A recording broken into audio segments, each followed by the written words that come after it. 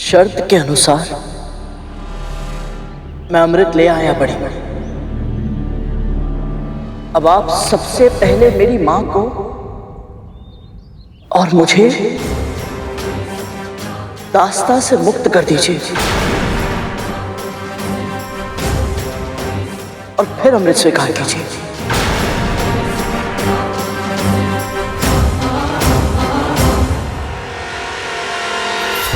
मैं और मेरे पुत्र अमर तो हो जाएंगे, किंतु ये विंता मेरी दास्ता से और करुण मेरे नियंत्रण से मुक्त हो जाएगा।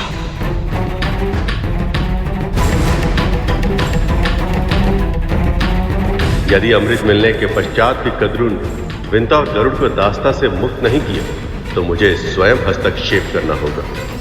यदि मुक्त होने के बाद करुण और इसकी मां ने मुझसे प्रतिशोध लेना चाहा तो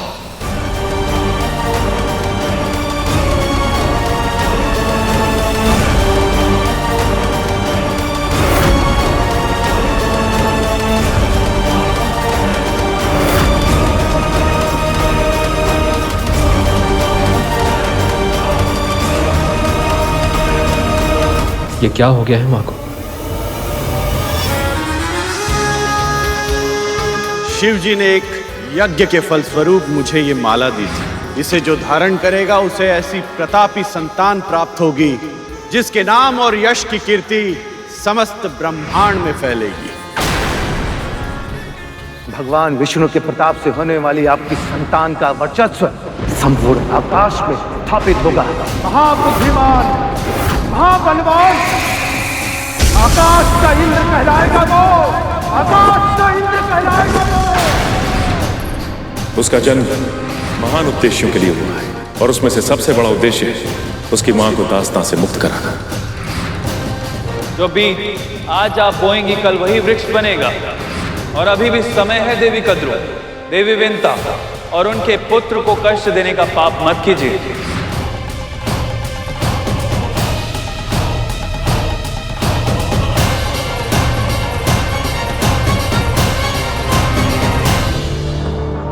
अभी अमृत मां के नेत्रों के सामने है, फिर मां किस विचारों में लीन है? क्या चल रहा है इनके दिमाग में? इतनी लंबी प्रतीक्षा अवश्य करनी पड़ी मुझे, किंतु आज मेरे प्रयास सफल होंगे।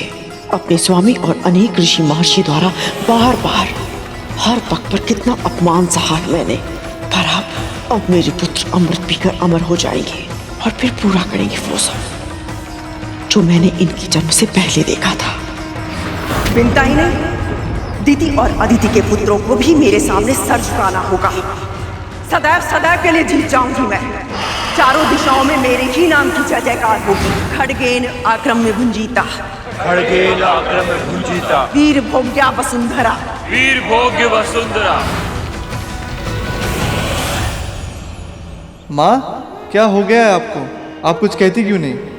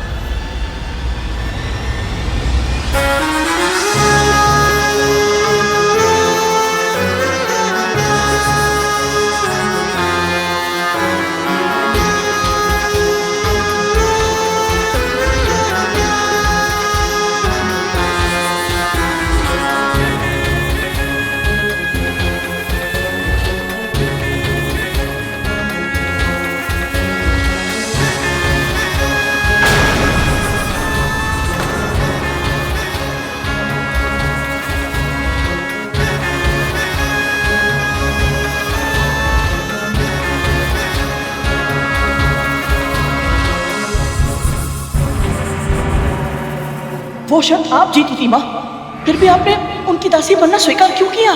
क्योंकि ये मेरा पश्चाताप था। ईर्ष्या के वश में अपने ही पुत्र को विकलांग बना दिया। जिस प्रकार मैं अपनी विवशता का दास बन गया, उसी प्रकार आप भी अपनी बहन की दासी बनकर रहेंगी।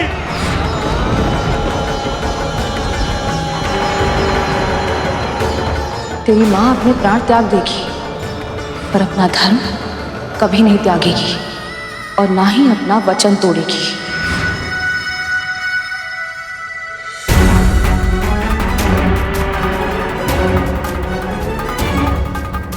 धन्य है इन मां पुत्र की कर्मनिष्ठा।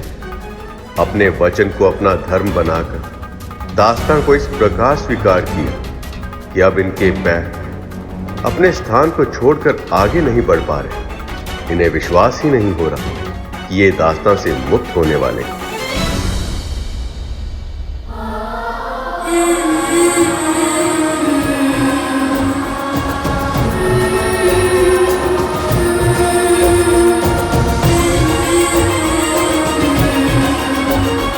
माँ को ये विश्वास ही नहीं हो रहा है कि ये दास्तां से मुक्त हो रही है।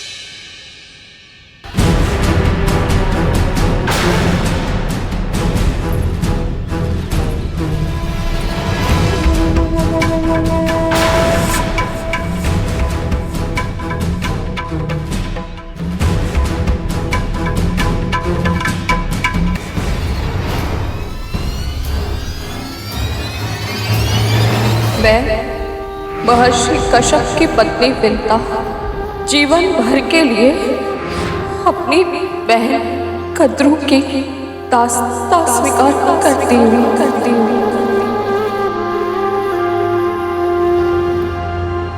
अपने और अपने पुत्र के मस्तिष्क से ये भ्रम बाहर निकाल कर फेंक देना कि तुम दोनों को मेरी दास्तां से मुक्ति मिलेगी। कभी नहीं।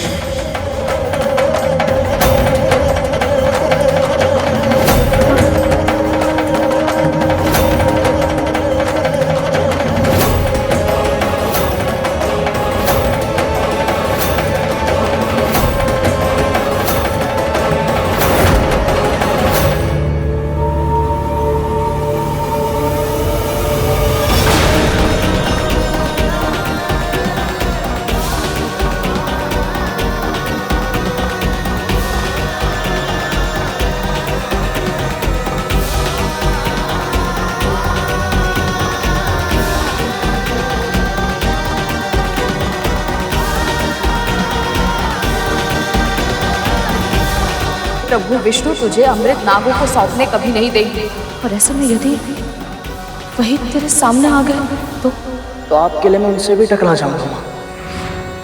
मेरे लिए मेरी माँ की मुक्ति ही सबसे पहला धर्म है।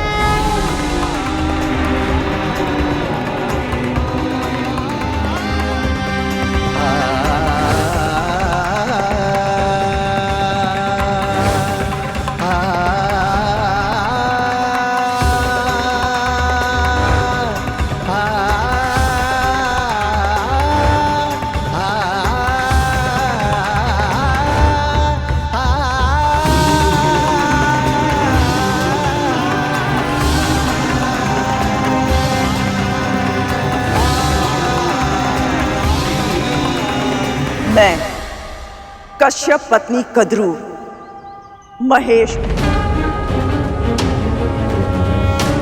ब्रह्मा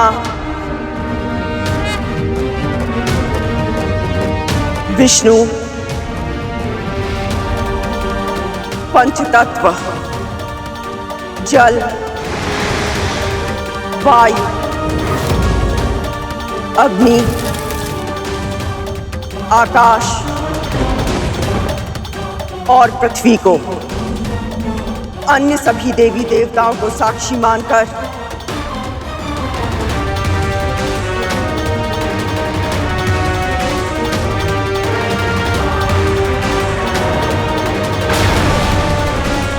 विंता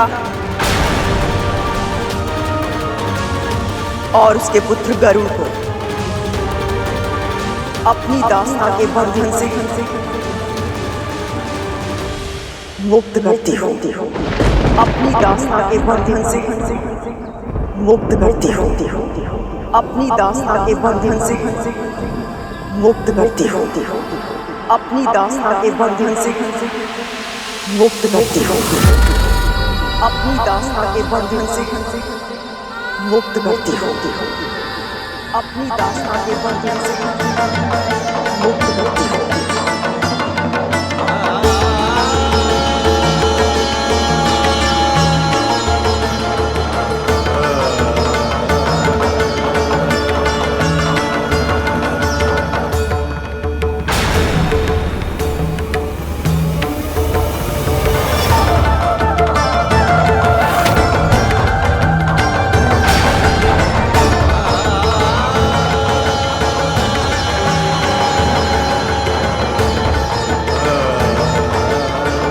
ऐसा लग रहा है जैसे हम देवताओं पर मनुष्यता का ऋण था जो आज उतर पाया है।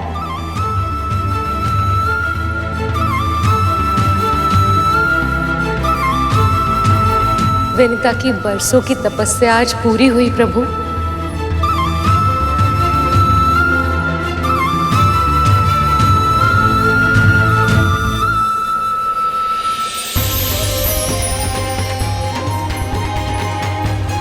सभी देवी देवताओं, सभी ऋषि मुनियों, मेरी वंदना स्वीकार करें। आज आप सबके आशीर्वाद से ही ये प्रसंग दातित हो गया है। ये तो इन दोनों की नियति थी। आप दोनों ने ऐसे पुत्र की कामना की थी जो विश्व में मात्र पितृ भक्त के नाम से जाना जाए, और आपके आराध्य प्रभु विष्णु ने ये सारी लीला इसीलिए रची ताकि संसार की सारी संतानों के लिए गरुड़ एक उदाहरण बन सके।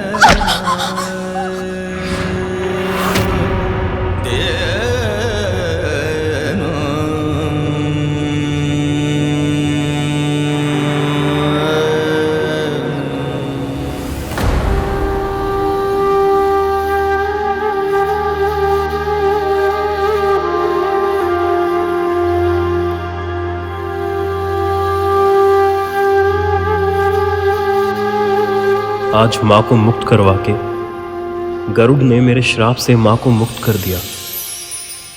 तुम्हारा कोटि कोटि धन्यवाद गरुड़।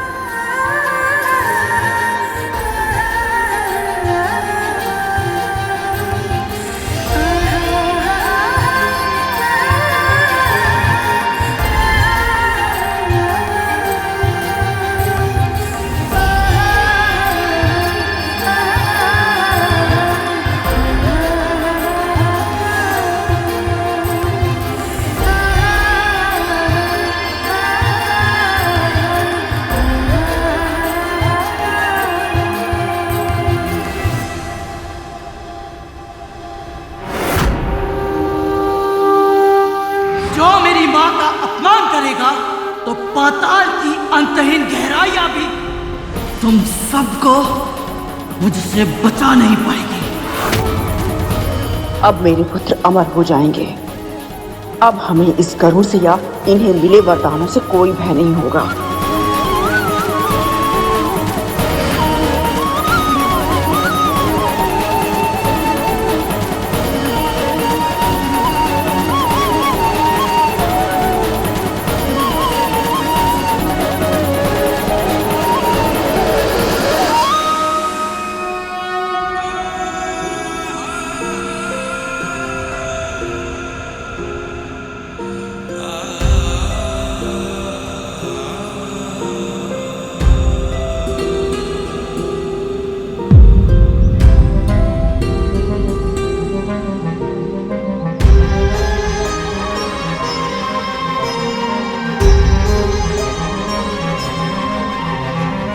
ऐसा लग रहा है जैसे मुझ पर से एक बड़ा बोझ हट गया। इतना स्वतंत्र पहले कभी अनुभव नहीं हुआ। आपने अपना वचन पूरा किया। आपका बहुत बहुत आभार, बहुत बहुत धन्यवाद।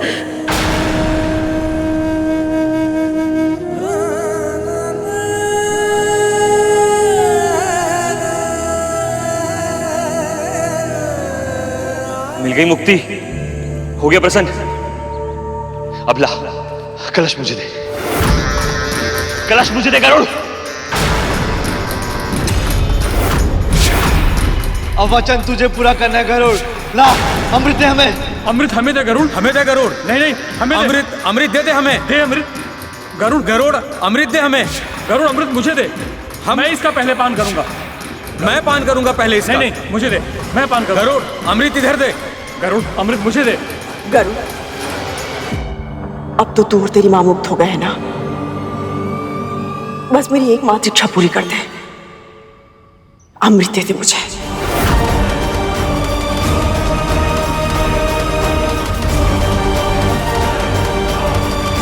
स्मरण करो गरुड़, कद्रू ने तुमसे क्या कहा था?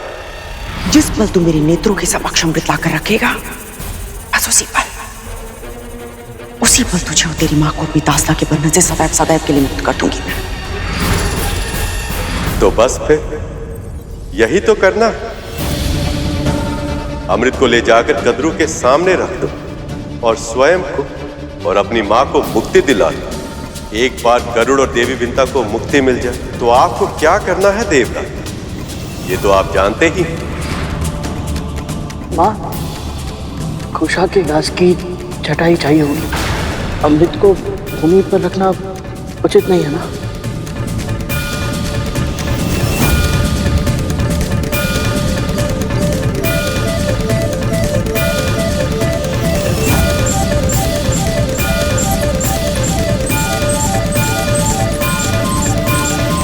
एक बार तुम दोनों मुक्त हो जाओ, फिर अमृत को उन नागों के सामने रख देना। पर इससे पहले कि वो अमृत को छू भी पाए, तुम उन सभी को शौच शुद्धि के लिए भेज देना। फिर मैं जाकर अमृत वापस ले आऊंगा, पर अमृत की एक भी बूंद व्यर्थ होकर ना गिरे। और इसके लिए सबसे आवश्यक ये है कि उस समय वहां कोई भी नाग उपस्थित ना हो।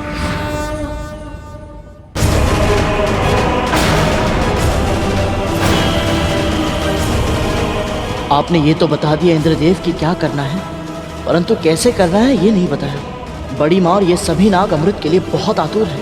ऐसे में ये कभी मेरे सुझाव को नहीं मानेंगे। अब मैं क्या करूं? अब गरुड़ कोई भूल नहीं कर सकता, उसे कोई ना कोई उपाय निकालना ही होगा। यदि मेरी योजना विफल होगी और नागों को अमृत प्राप्त हो गया तो ये संसार अंत के मुंह में चला जाएगा।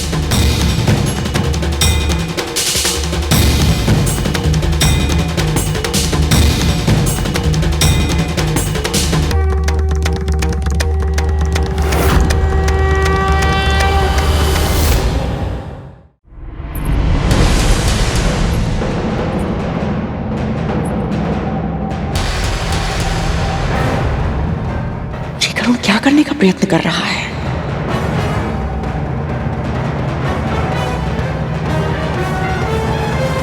माँ, खुशा को भूमि पर रखना होगा।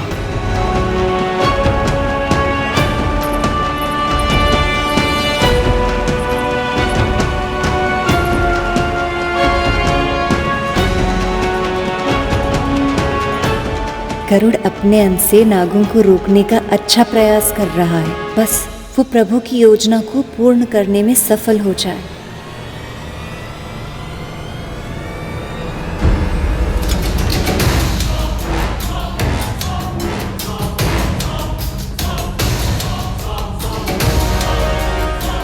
यदि इन सर्पों ने अमृत ग्रहण कर लिया तो अनर्थ हो जाएगा।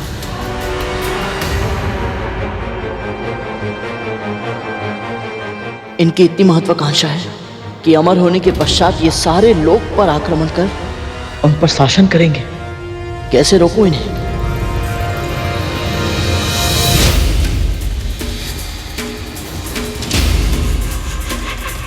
आज मेरा स्वप्न पूरा होगा। मेरे पुत्र सदैव सदैव के लिए अमर हो जाएंगे।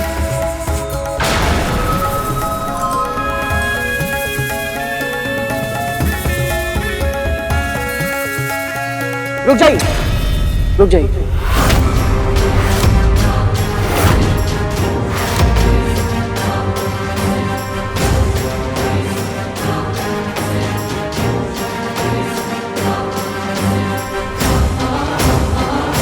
अमृत ग्रहण करने से पहले आप सभी को तन से शुद्ध होना होगा, अर्थात आप सभी को स्नान करने की आवश्यकता है। तन शुद्ध हो तो किसी भी शुद्ध वस्तु का प्रभाव अधिक होता है। किंतु स्नान ना करने से अमृत का प्रभाव समाप्त तो नहीं हो जाएगा ना गरुड़? तो फिर विलंब क्यों करें? अस्वच्छ तन से छुओगे तो अमृत का प्रभाव समाप्त नहीं होगा, परंतु पाप अवश्य मिलेगा, है ना मां?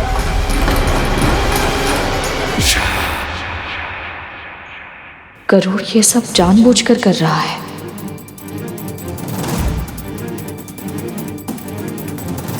जब भगवान का प्रसाद बिना स्नान किए छुआ नहीं जाता, तो अमृत तो विश्व का सबसे बड़ा प्रसाद है। शुद्ध तन के साथ ग्रहण किया जाए तो सात्विकता बढ़ती है, और सात्विकता से प्रसाद का प्रभाव।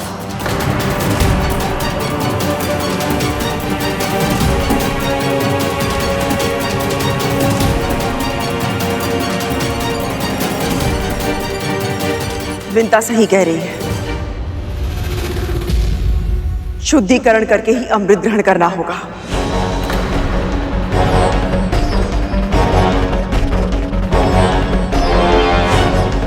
जाओ, स्नान करके आओ। स्नान करना ही है तो सबसे पहले स्नान मैं करूंगा। पहले हम स्नान करेंगे। शीघ्र चल सकते।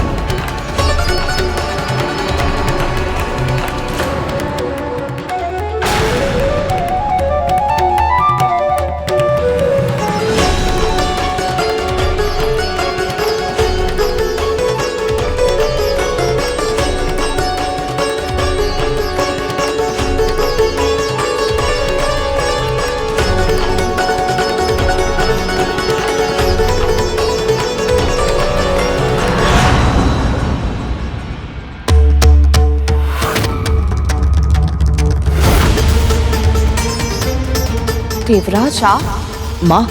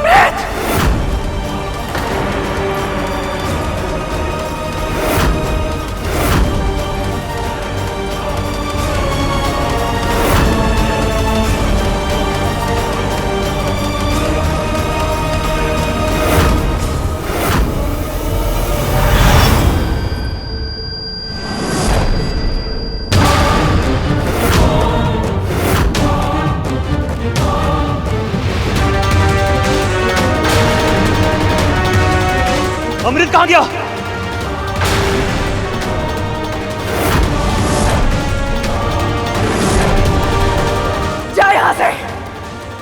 अमृत लेकर आ मेरा।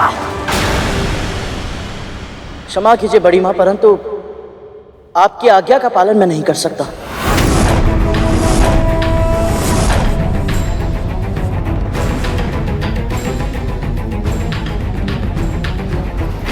इतना तो साहस, तू मेरी आज्ञा मानने से मना कर रहा है? स्मरण रख, तू मेरा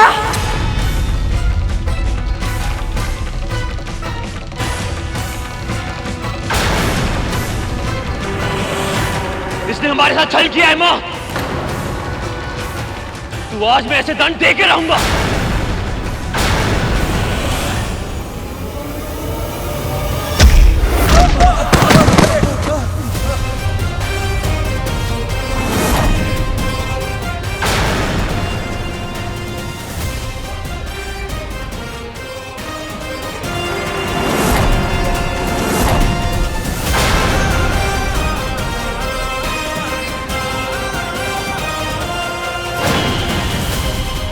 विंता, रोक अपने पुत्र को।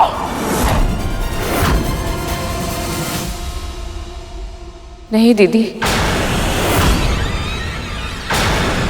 आज इसके हाथों को अपने आदेश की बेड़ियों से नहीं जकड़ूंगी मैं, क्योंकि आज ये युद्ध धर्म के लिए कर रहा है।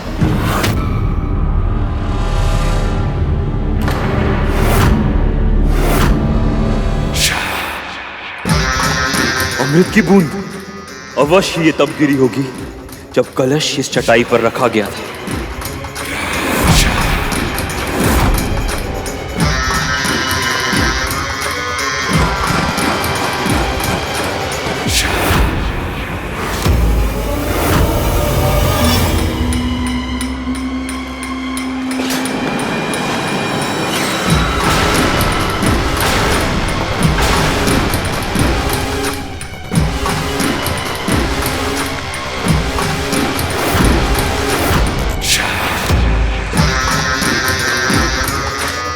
इस धरती के सबसे विशाले प्राणी, मेरे महाबलशाली पुत्र गरुड़ से युद्ध करने के स्थान पर धूल चाट रहे हैं।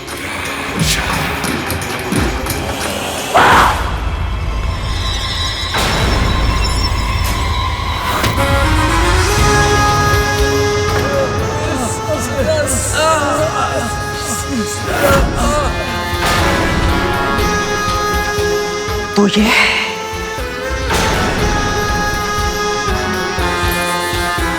तुम दोनों के छल की वास्तविकता, तेरा सत्य।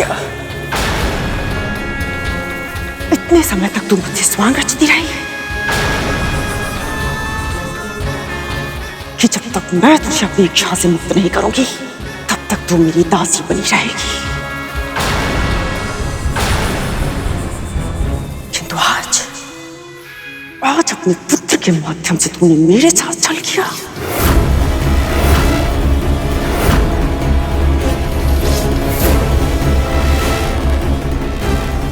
ऐसा नहीं है दीदी, कोई छल नहीं किया मैंने आपके साथ। माँ किसी के साथ छल नहीं कर सकती। इन्हें इसके बारे में कुछ नहीं पता था। अर्थात तुझे पहले से सब कुछ पता था, फिर भी तूने उस इंद्र का साथ दिया। कृतज्ञ।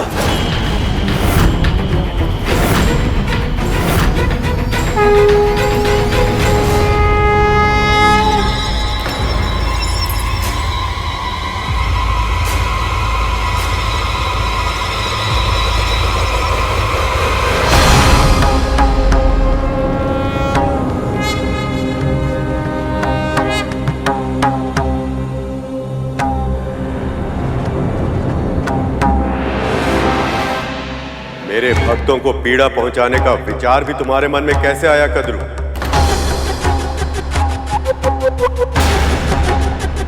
जिस छल के कारण तुम गरुड़ को चोट पहुंचाने जा रही थी, तुम्हारे साथ वो छल इसने नहीं, मैंने किया।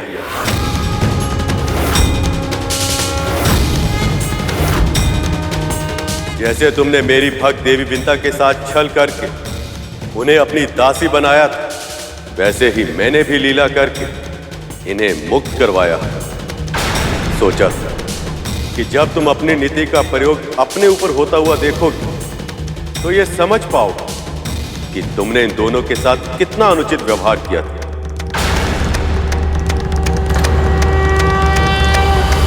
पर तुम्हारे मन में अब भी पश्चाताप नहीं, प्रतिशोध है।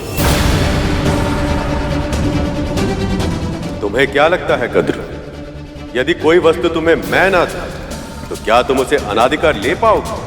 सत्य तो यह है कद्रू कि तुम और तुम्हारे पुत्र अमृत की एक बूंद तो क्या उसकी आभा के भी योग्य नहीं।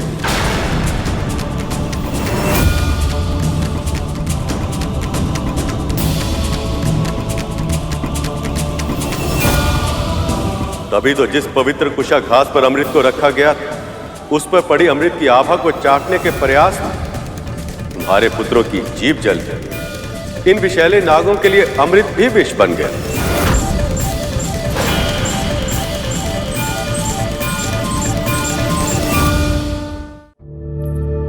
नहीं प्रभु, मेरे पापों का दंड मेरे पुत्रों को मत दीजिए, इनकी पीड़ा को समाप्त कर दीजिए। ये तो तुम्हारे पुत्र भी जानते हैं कद्रू कि ये अमृत पाने के योग्य नहीं, पर इनके भीतर का लोभ इतना अधिक बढ़ गया कि इन्होंने सत्य से मुंह मोड़ लिया। इनके व्यक्तित्व का निर्माण तुम्हारे आधार पर हुआ है कद्रू, और तुम्हारी तो विशेषता ही है मन में कुछ रखना और जीभ से कुछ और कहना। इसलिए आज से सभी नागों की जीभ 2 भागों में बंट जाएगी।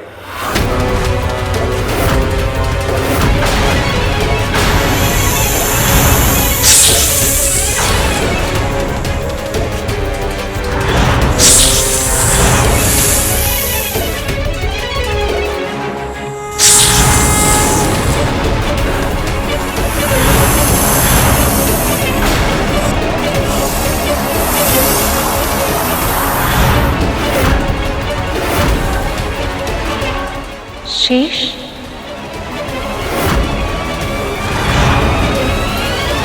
क्या हुआ वासुकी? तुम्हारी जीव विभाजित हो गई, ये कैसे संभव है? ये तो स्वाभाविक ही है माँ। जैसे पुत्रों के कुकर्मों का फल माता पिता को भुगतना पड़ता है। अपनी माँ के कुकर्मों का फल तो मुझे मिलना ही था, यही हमारी नियति है, और मुझे ये स्वीकार करना ही होगा माँ। नहीं प्रभु, इतना बड़ा दंड मत दीजिए, दया कीजिए प्रभु, दया कीजिए। जो मेरे भक्तों पर बार बार अत्याचार करते हैं, मैं उन पर दया नहीं कर सकता। अपने हृदय को साक्षी मानकर सत्य कहो कद्रू, यदि तुम्हारे पुत्रों को अमृत मिल गया तो क्या ये संसार में विनाश का कारण नहीं बन जाएंगे?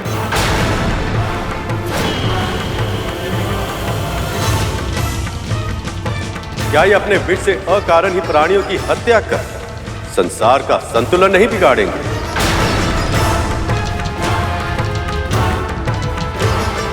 बोलो कद्रू, क्या तुम्हें सच में यह लगता कि जो पुत्र अपने हित को अपनी मां के हित और सम्मान से अधिक महत्व देते हैं, वो अमृत पाने के योग्य?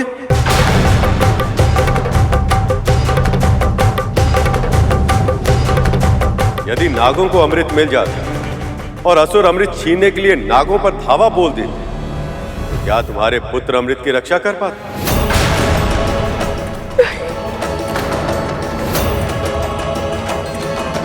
दीदी सत्य स्वीकार कर रही है। और दूसरी ओर ये गरुड़ है कद्रू, मुझे ये स्मरण करने की आवश्यकता नहीं कि इसने बिना किसी स्वार्थ के अमृत पाने में कितनी बड़ी भूमिका निभाई, केवल इसलिए ताकि मैं असुर गुरु शुक्राचार्य की संजीवनी विद्या का सामना करने के लिए अमृत रूपी अस्त्र देवताओं को प्रदान कर संसार में फिर से संतुलन स्थापित कर सकूं। और जानती हो सबसे विशेष बात क्या है? गरुड़ के सामने अमृत पान करने का अवसर एक बार नहीं, 2-2 बार आया था। पर इसने लोभ से अमृत की ओर देखा तक नहीं। एक बार भी इसके मन में अमृत पीने का विचार तक नहीं आया। यहां तक कि मैंने इसे अमृत पीने की अनुमति भी दे दी, किंतु तब भी इसने मना कर दिया। इस अमृत को तुम्हें स्वयं पीना होगा। परंतु मैं अमृत ग्रहण नहीं कर सकता, और यदि मैंने अमृत पी लिया, बड़ी माँ को बहुत दुख होगा प्रभु।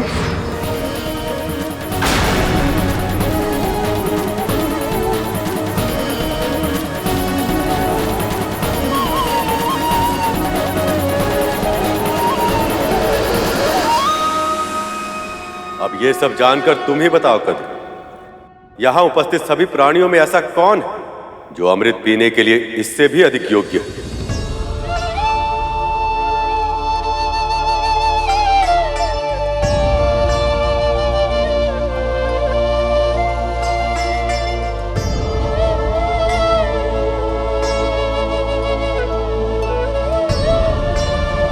तुमने आज तक जो भी किया है कद्रू, उसके लिए तुम दंड की पात्र हो।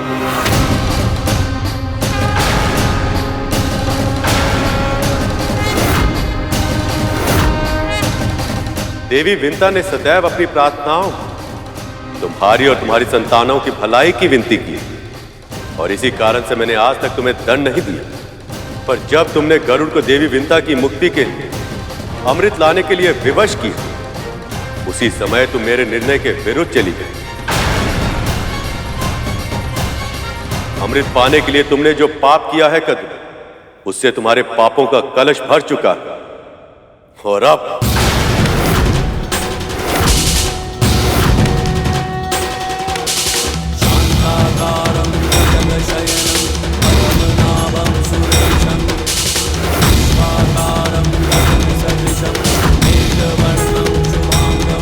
प्रभु, आपकी और माँ की कृपा से मुझे और मेरे पुत्र को मुक्ति तो मिल गई है, पर अपनी बहन और उनकी संतानों को दुखी देखकर मैं सुख से कैसे रह पाऊंगी?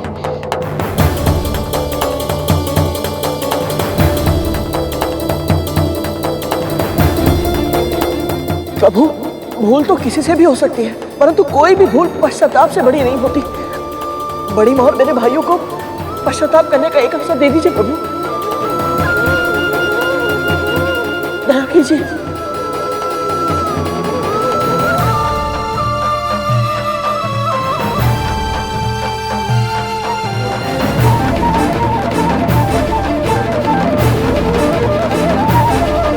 न क्रोध, न प्रतिशोध, न बहिष्कार, न तिरस्कार। अद्भुत है ये दोनों माँ पुत्र। जब तक धरती पर धर्म के ऐसे संदेशवाहक, अच्छाई के ऐसे ध्वजधारी विद्यमान हैं, बुराई की कभी जीत नहीं हो सकती।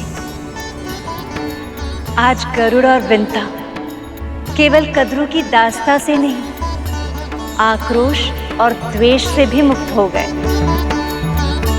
तुम दोनों का हृदय गंगा की तरह निर्मल, भक्ति अतुलनीय और विश्वास अटल है। इसलिए मैं तुम दोनों की प्रार्थना स्वीकार करता हूं।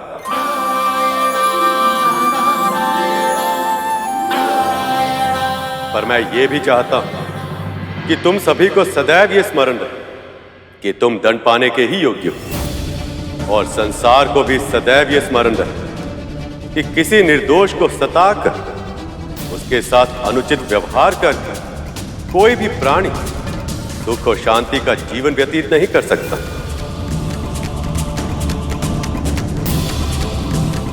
आज नहीं तो कल अपने कर्मों का परिणाम भोगना ही पड़ता है। इसलिए आज गरुड़ जैसे मांसाहारी पक्षियों के लिए नाग ही स्वाभाविक आहार होगा।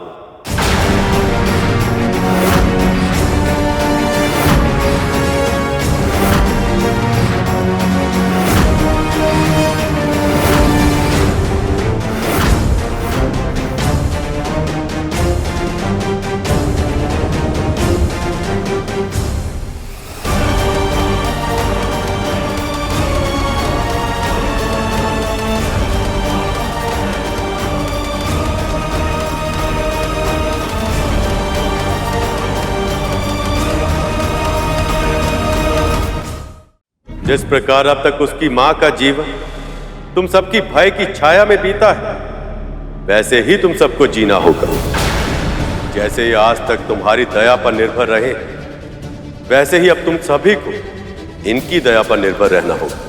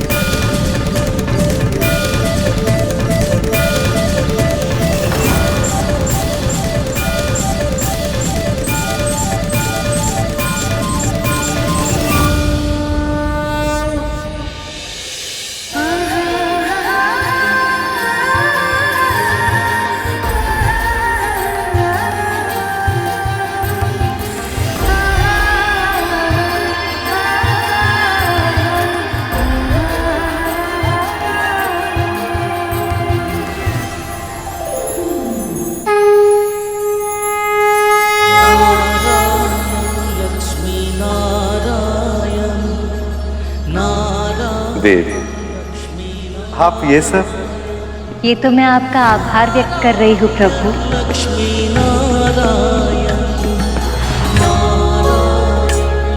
आज आपने मुझे सर्वश्रेष्ठ उपहार दिया है, गरुड़ और विंता को मुक्त कराकर। आज आपने अपना वचन पूर्ण किया। ये कृपा आपने केवल मेरे छोटे भाई विंता मां पर नहीं, मुझ पर भी की है प्रभु। शेषनाग, बताओ, मन में इच्छा क्या है? गरुड़ और विमाता विंता का भी उद्धार हो जाए। आपका कोटि कोटि धन्यवाद। देव, शेष, इसमें मैंने कुछ नहीं किया। ये सब देवी विंता की श्रद्धा और धैर्य का परिणाम है, और उसमें सहायक बना गरुड़ का विवेक और साहस। स्वामी, अब तो वो मुक्त हो गए। आप गरुड़ को अपना वाहन बना लीजिए ना। बात अभी आपकी एक इच्छा पूरी हुई नहीं कि आपने दूसरी इच्छा भी प्रकट कर दी। मैं क्या करूं प्रभु, गरुड़ है ही इतना अच्छा। ये सत्य है कि गरुड़ अपनी सभी परीक्षाओं में सफल रहा है। इसके अतिरिक्त मानसिक और शारीरिक रूप से भी वो मेरी सेवा के लिए तैयार है, पर अब उसे भावनात्मक रूप से तैयार होना है। अभी अभी तो उसने अपनी मां को मुक्त कराया, इससे पहले कि वो दोनों एक दूसरे से फिर अलग हो जाए, उन्हें कुछ समय तो साथ में बिताना ही होगा। प्रसन्नता से भरपूर सुख और शांति की छाया में। सत्यवचन प्रभु, सत्यवचन।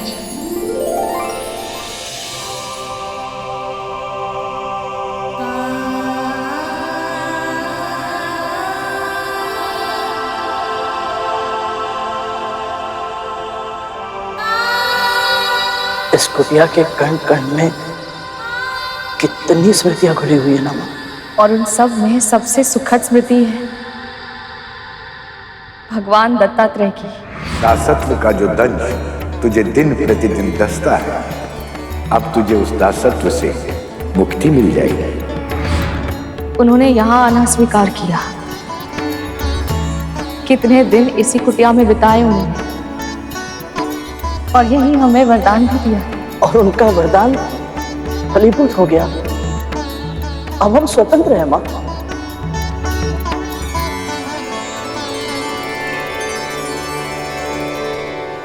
मां, एक शर्त।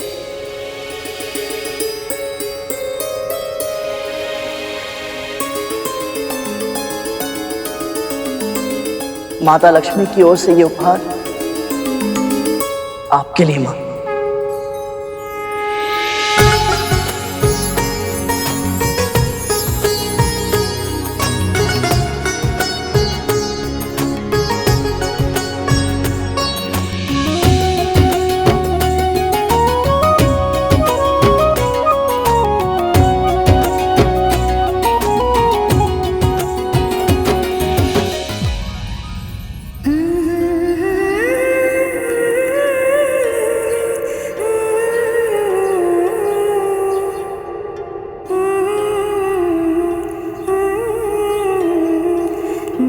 कितनी बार आपको महारानी के रूप में देखने की कल्पना की थी मैंने। आज मेरी इन आंखों ने जीवन भर का सुख एक साथ पा लिया माँ। अब समय आ गया है अपने उस घर लौटने का जिस पर तुम दोनों का अधिकार है।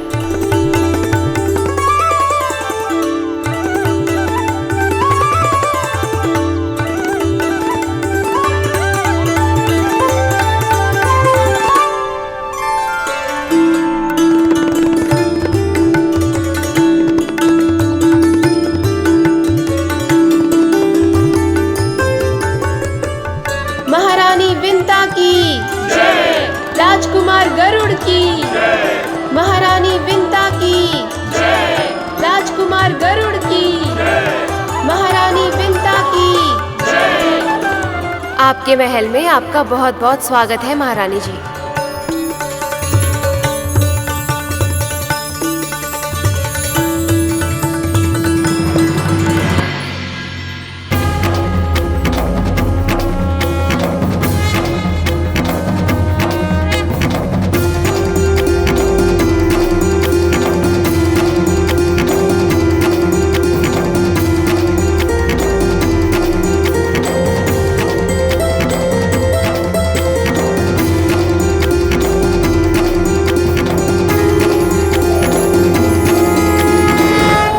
जो भी परिवार अपने बहू का गृह प्रवेश इन सब संस्कारों के साथ करेगा, मैं स्वयं उस स्त्री के भीतर स्थिर निवास करके उसे गृह लक्ष्मी बनाऊंगा।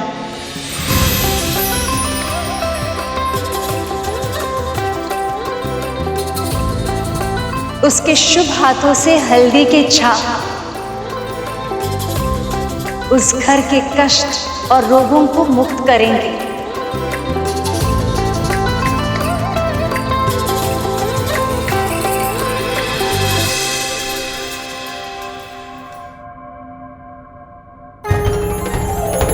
अक्षत बिखेरने से उस घर में संपन्नता और प्रसन्नता बिखरेगी।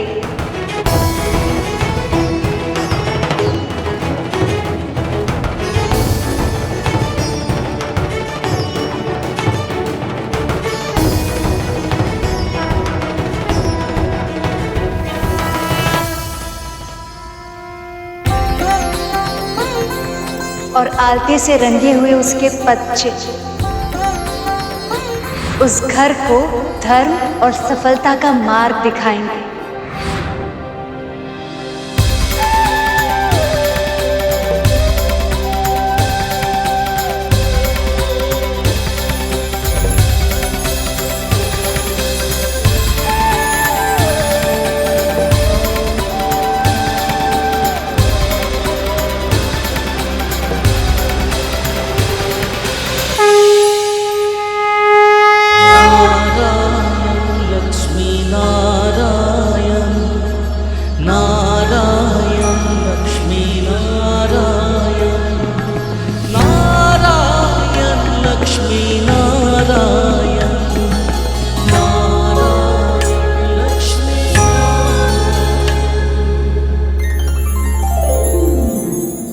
गरुड़ ने असंभव को संभव कर दिखाया।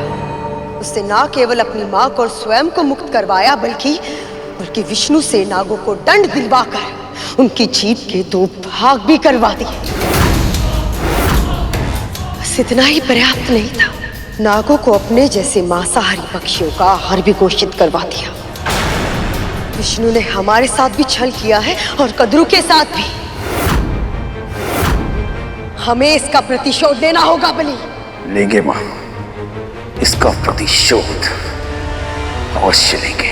मैं एक बार गुरुदेव आज्ञा का पालन ना करने की भूल कर चुका हूं मां, अब दोबारा नहीं करूंगा। असुरों ने अपने गुरु की आज्ञा की अवहेलना का परिणाम देख लिया है। अब ये ऐसी भूल भविष्य में नहीं करेंगे। प्रभु, माँ, मैंने कभी स्वप्न में भी नहीं सोचा था इन हाथों में दास्ता की बेड़ियां नहीं लटकी होंगी। आपकी कृपा से यह संभव हो पाया। वो भी इतनी शीघ्र। आपका बहुत बहुत आभार। जानता है गरुड़, मैं तो इस जन्म में मुक्त होने की आशा ही छोड़ चुकी थी। दास्ता को ही अपनी नियति मान चुकी थी मैं, पर तूने मेरी बेड़ियां तोड़ने का संकल्प लिया और उसे पूरा भी कर दिखाया। आपने मेरे और अरुण भैया के लिए कितनी पीड़ा भोगी है माँ, कितना कुछ सहा है। फिर आपके साथ अन्याय होते देख मैं शांत कैसे रह पाता? तेरी अशांति से मुझे भय लगता था गरुड़, इसलिए तो मैं तुझे रोका करती थी। पर कहीं ना कहीं मैं जानती थी तू अपनी हट कभी नहीं छोड़ेगा। मुझे मुक्त कराने के लिए हर संभव असंभव कार्य करेगा तू, और तूने किया गरुड़। मुझे मुक्त करा लिया तूने।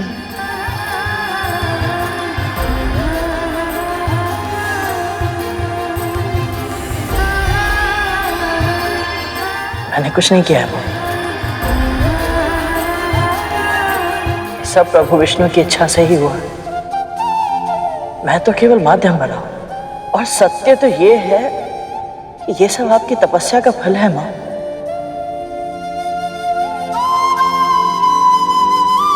और श्री नारायण का आशीर्वाद।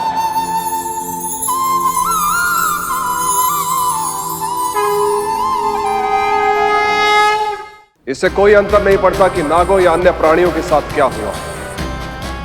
मेरे लिए असुरों का हित सबसे अधिक महत्वपूर्ण है, इसलिए मैं बस गुरुदेव शुक्राचार्य की आज्ञा का पालन करूंगा।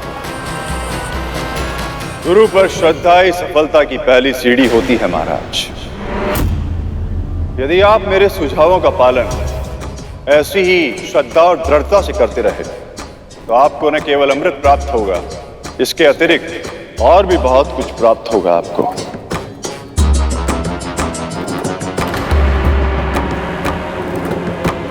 आपकी हर महत्वाकांक्षा पूर्ण होगी, आपका हर स्वप्न वास्तविक बनेगा। पर कैसे गुरुदेव, कैसे?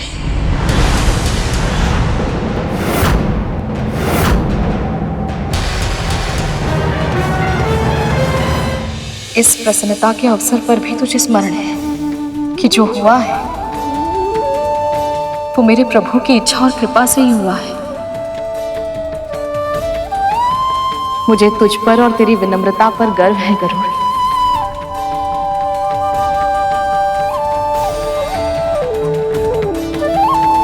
मैं दीदी और उनके पुत्रों के लिए भोग बनाती हूँ। मैं भी आपकी सहायता करता हूँ। क्षमा कीजिएगा, आप महारानी हैं और आप राजकुमार। ये हमारा कार्य है, कृपया हमें सेवा का अवसर दें। परंतु माँ, कुछ ना करना तो बहुत ही कठिन कार्य है।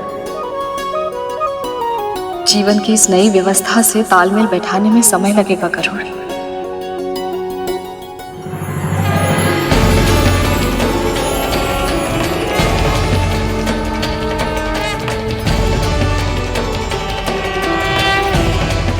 ये कैसे ध्वनि है?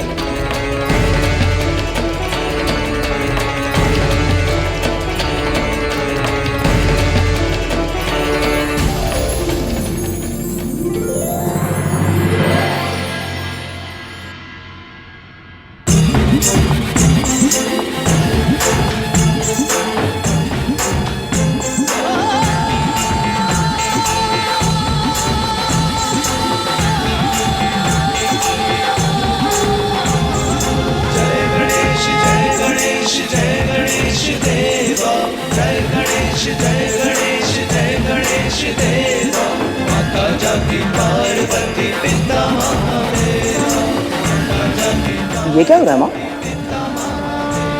अब गणेश चतुर्थी आरंभ हो गई है गरुड़। ये सब भगवान गणेश को अपने घर लेकर जा रहे हैं। इस अवसर पर इनकी स्थापना अपने घर में ही करके इनकी कथा सुननी चाहिए और पूरे मन से इनकी पूजा करनी चाहिए। माँ, अभी अभी हमें दास्ता से मुक्ति मिली है, हमारे सभी विघ्नों का नाश हुआ है, तो तो क्यों ना हम भी विघ्न विनाशक गणेश की पूजा करें?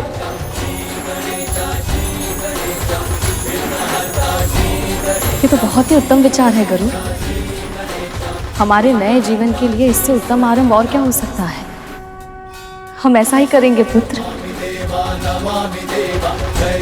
विघ्न विनाशक, लंबोदर, वक्रतुंड, गजानन महाराज गणेश की पूजा हम अवश्य करेंगे।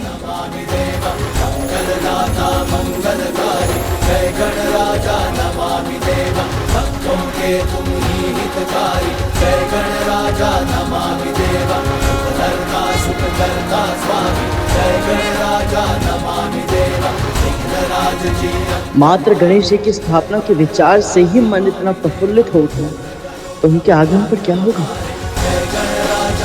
इस समय देवता प्रसन्न हैं देवी। कद्रू और नाग दुखी हैं, विंता और गरुड़ संतुष्ट हैं, क्योंकि जब महाराज बलि अश्वमेघ यज्ञ को पूर्ण करेंगे तो संसार का संतुलन फिर से बदल जाएगा।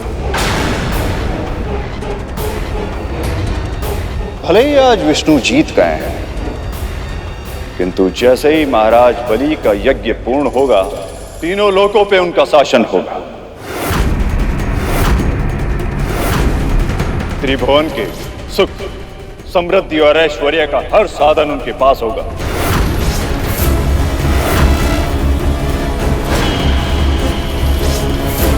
यहां तक कि अमृत भी।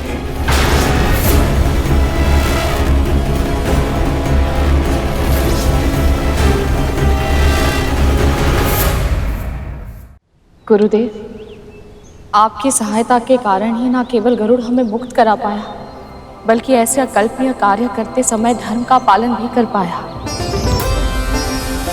हम तो केवल माध्यम हैं देवी। जो होता है प्रभु विष्णु की इच्छा से ही होता है। हमने केवल इसकी कुंडलिनी को जागृत किया है देवी, पर धर्म के पालन के लिए आवश्यक संस्कार वो तो इसे आपने ही दिए।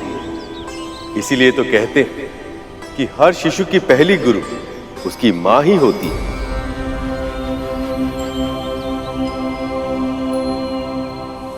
मां इतने दिनों बाद ही सही आपको ये श्रेय, ये सम्मान मिलते देख मैं कितना प्रसन्न हूं, बता नहीं सकता।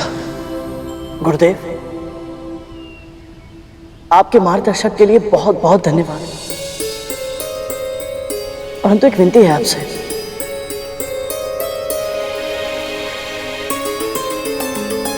कैसी विनती करूं? हमारे मन में गणेश चतुर्थी का उत्सव मनाने की बहुत इच्छा है, और हम सोच रहे हैं कि यदि आप दोनों इस पूजा के लिए पुरोहित कर्म करना स्वीकार कर लें तो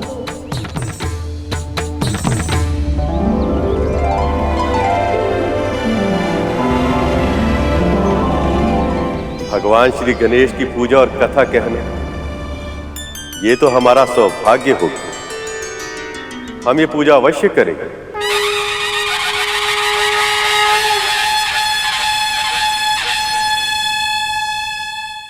जानते हैं मूषक जी, जन्मदिन का सबसे बड़ा लाभ ये है कि इस दिन माँ के भोजन में विशेष प्रेम छलकता है।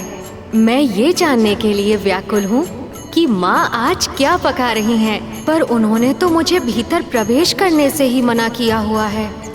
आपकी इच्छा पूरी ना हो तो आपके इस भक्त के होने का लाभ ही क्या प्रभु? मैं बस अभी गया और अभी आया। गणेश अवश्य ही ये स्वादिष्ट भोजन खाने को आतुर हो रहा होगा।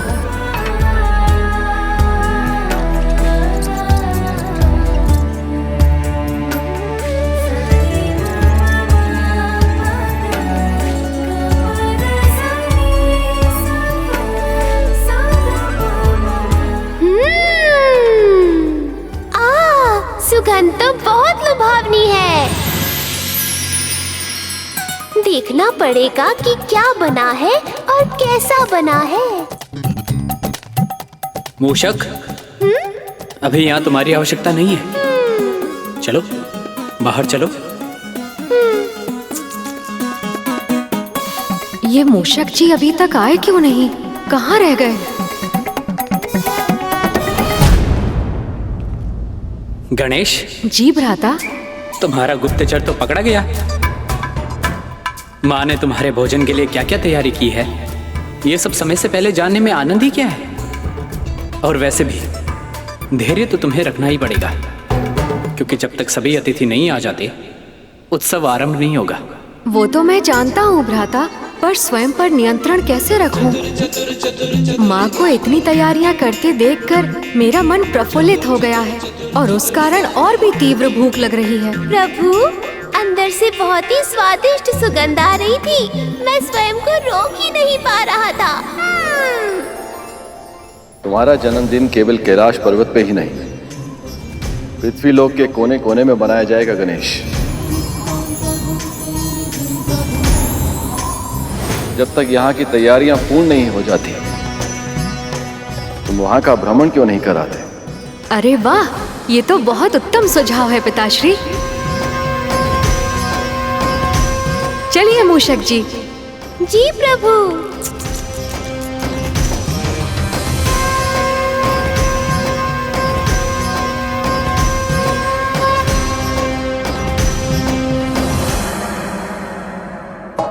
गुरुदेव, पंडाल भी बन गया और मंच भी सज गया। अब बस पूजा सामग्री की आवश्यकता है गरुड़। अभी प्रबंध करता हूँ गुरुदेव।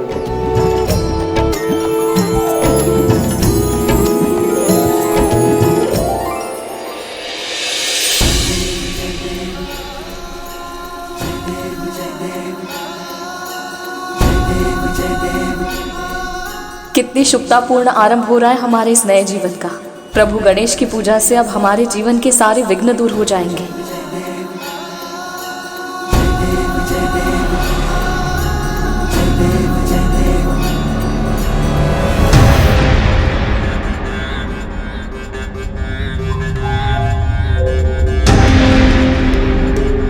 न जाने क्यों आज ये हाथ सध ही नहीं रहा। कभी कान ठीक से नहीं लग रहा तो कभी सूंड ठीक से नहीं बैठ रही।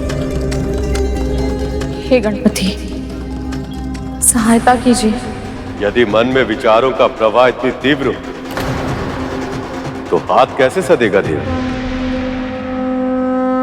ईश्वर को साकार करने के लिए स्थिर चित्त की आवश्यकता होती है। मेरा मन ये सोचकर विचलित है गुरुदेव कि घर में इतनी बड़ी पूजा है, फिर भी कद्रू दीदी और उनकी संतानें इसमें सम्मिलित नहीं हो रही। जो हमारे नियंत्रण में नहीं होता, उसकी चिंता करने से कभी कोई लाभ नहीं होता देवी। हमें केवल अपना कर्म करना होता। आप पूरी श्रद्धा से इस पूजा कथा को प्रारंभ कीजिए।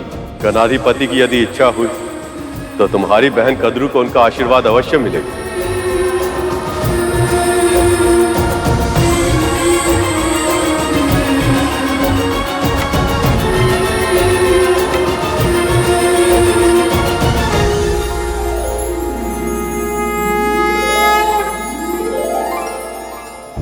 जैसे तुमने मेरी भक्त देवी बिंता के साथ छल करके उन्हें अपनी दासी बनाया था, वैसे ही मैंने भी लीला करके इन्हें मुक्त करवाया। तुम और तुम्हारे पुत्र अमृत की एक बूंद तो क्या, उसकी आभा के भी योग्य नहीं। आज नहीं तो कल अपने कर्मों का परिणाम भोगना ही पड़ता है। आज से गरुड़ जैसे मांसाहारी पक्षियों के लिए नाग भी स्वाभाविक आहार होगा।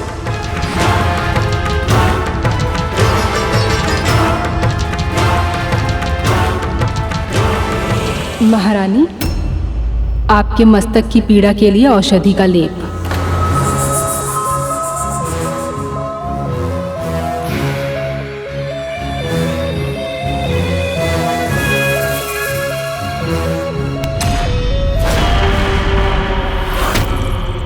कैसा लेप बनाया तूने? इतना अधिक खून डाल दिया कि मेरे नेत्र जलने लग गए। और ये किस तीव्र गति से तू दबा रही थी? मेरा मस्तिष्क फट गया। कल बिंता को देखा है, दबाते ही सारी पीड़ा दूर हो जाती थी, और तू है कि? क्षमा कीजिएगा महारानी, पर मैं महारानी विंता नहीं।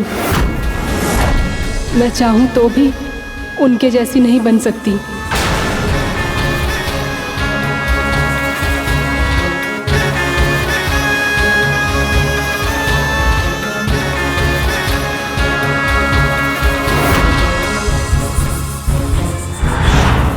अब समझ आया, तूने एक दासी नहीं अपनी बहन को खोया है। कितनी बार तुझे समझाया जो तू कर रही है वो अनुचित है कद्रू, किंतु फिर भी तूने मेरी एक बार भी नहीं सुनी।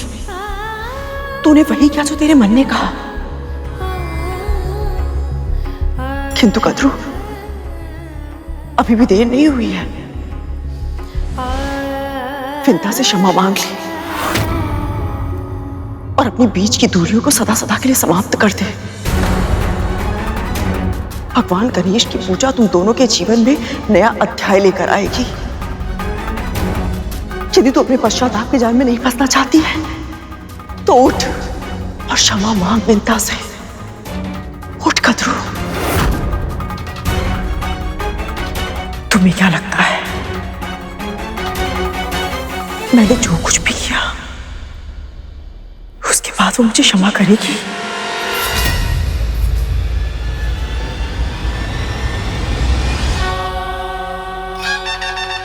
ये ध्वनि कैसी है? लंबोदर भगवान गणाधिपति गणेश की जय। प्रभु गणेश की जय। लंबोदर भगवान गणाधिपति गणेश की जय। सारा उदर में समायो। लंबोदर भगवान गणाधिपति गणेश की जय। संकट है जब कोई आयो, महिमा से अपनी प्रभु ने बचायो। लंबोदर लंबोदर लंबोदर लंबोदर विघ्न हरता बुद्धि विधाता, जय जय गजानन हे सिद्धिदाता। लंबोदर लंबोदर विघ्न हरता बुद्धि विधाता, जय जय गजानन हे सिद्धिदाता। लंबोदर लंबोदर बुद्धि और विद्या के तुम ही हो दाता, है ज्ञान भंडार तुम में समाता। प्रेम से जाप प्रभु का है गाता, मोह माया से है। समय हो गया है महारानी, आइए देव। विघ्न हरता बुद्धि विधाता, जय जय गजानन हे सिद्धिदाता। लंबोदर लंबोदर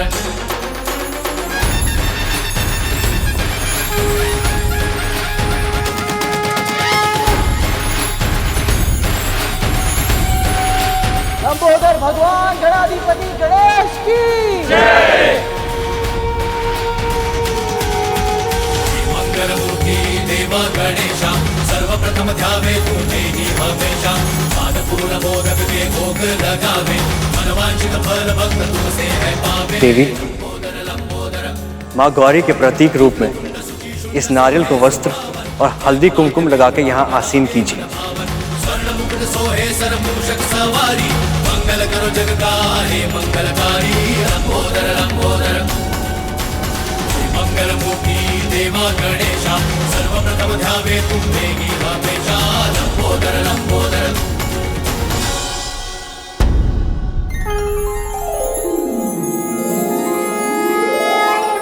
अभी ये मूर्ति पार्थिव मिट्टी से बनी और मिट्टी के समान, और ये तब तक मिट्टी ही रहेगी जब तक इसकी प्राण प्रतिष्ठा नहीं की जाती। किंतु प्राण प्रतिष्ठा हो जाने के बाद साक्षात देवता इसमें निवास करते हैं, और तब इसकी सेवा भी वैसे की जाती है जैसे कि किसी जीवित प्राणी की जानी चाहिए। उचित समय पर भोग, स्नान, आरती सभी कार्य करने होते हैं, और ध्यान रहेगा ऐसा ना करने पर दोष लगता है।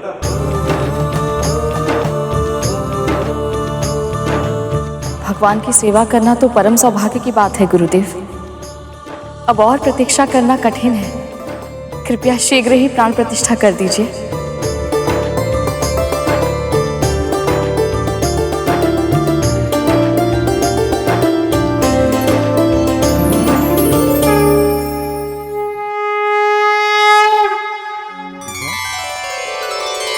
आप देख रही हैं देवी,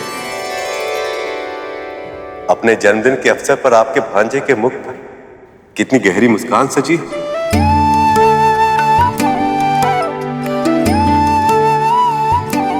मुस्कुराहट गहरी अवश्य है और साथ ही अर्थपूर्ण भी। और इसका क्या कारण है, ये रहस्य तो गणेश स्वयं ही बताएंगे।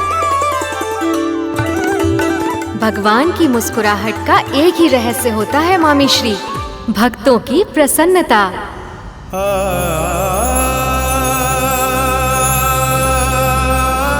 वैसे तो देवी विंता और गरुड़ ने अनेक बार मेरी पूजा की है, पर हर बार उनके मन के किसी न किसी कोने में मुझे उदासी छिपी दिख ही जाती थी।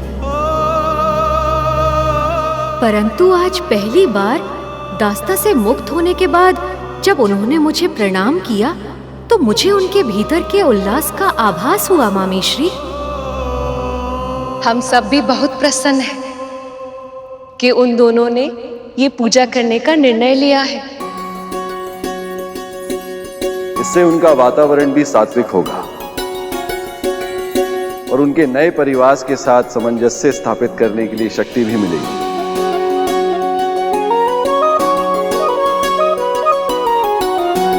हे गणाधिपति, हम सभी की ओर से जन्मदिन की बहुत बहुत बधाई स्वीकार कीजिए। इतने समय से असुरों का शासन होने के कारण न केवल देवलोक में बल्कि पृथ्वी लोक में भी उदासी छाई हुई थी, पर अब गणपति का जन्मदिन मनाकर सभी स्थानों पर प्रसन्नता छाएगी। शुभ का आगमन होगा और सभी विघ्न बाधाएं अपने आप दूर हो जाएंगे। अभिषेक संपन्न हुआ।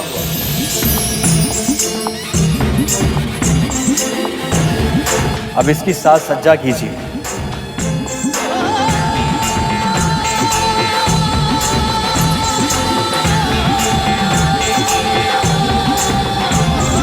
जय गणेश जय गणेश जय गणेश देवा, जय गणेश जय गणेश जय गणेश देवा। माता जाकी पार्वती पिता महादेवा, माता जाकी पार्वती पिता महादेवा। पुत्र, ये तुम्हारे लिए।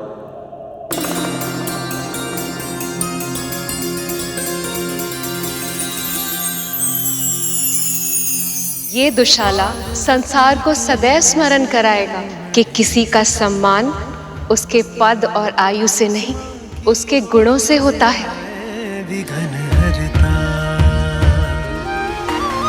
अद्भुत बालक परमा प्रेम लुटाती, प्रथम देवता जग में उसे बनाती। हाँ, प्रथम देवता जग। समृद्धि का प्रतीक अपनी मामी का ये उपहार स्वीकार करो गणेश।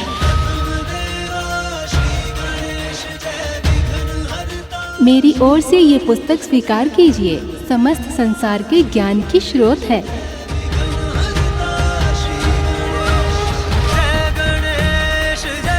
गणाधिपति, मैं सभी देवताओं की ओर से ये फूल और ये मोदक आपको अर्पित करना चाहता हूँ। कृपया इसे स्वीकार कर हमें कृतार्थ करे दे।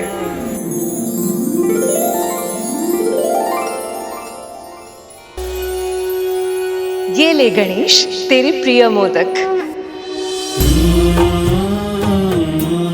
क्या हुआ? थोड़ी देर पहले तो बहुत तीव्र भूख लगी थी। आपके स्नेह का मान तो मैं अवश्य रखूंगा माँ, पर एक माँ पृथ्वी पर भी है जिनके प्रेम का सम्मान करना ही होगा मुझे, क्योंकि वो भी बहुत प्रेम से भोग लगा रही हैं।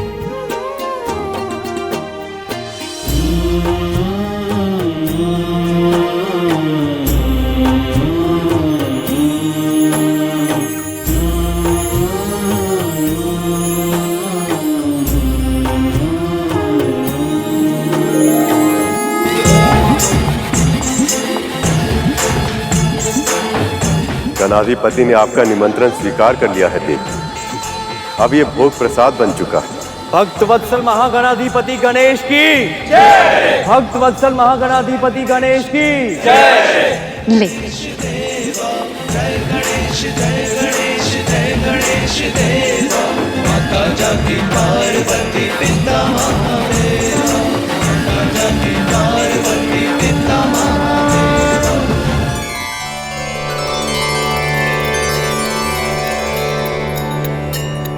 लीजिए गुरुदेव, सबसे पहले प्रसाद आप लीजिए।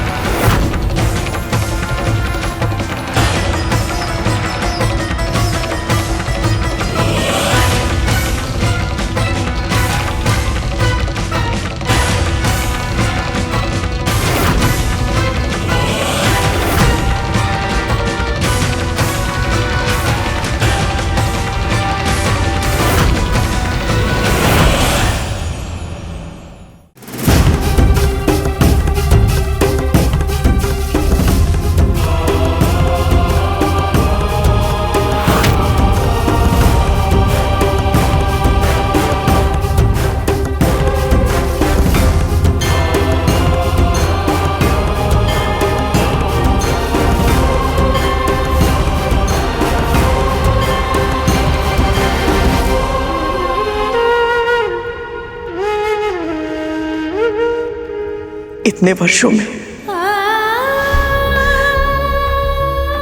तेरी आंखों ने बहुत आंसू बहाए विंता।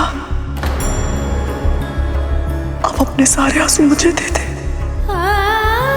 अंततः देवी कद्रू को अपनी भूल की अनुभूति हो ही गई और उन्हें अपने किए पर ग्लानि भी है।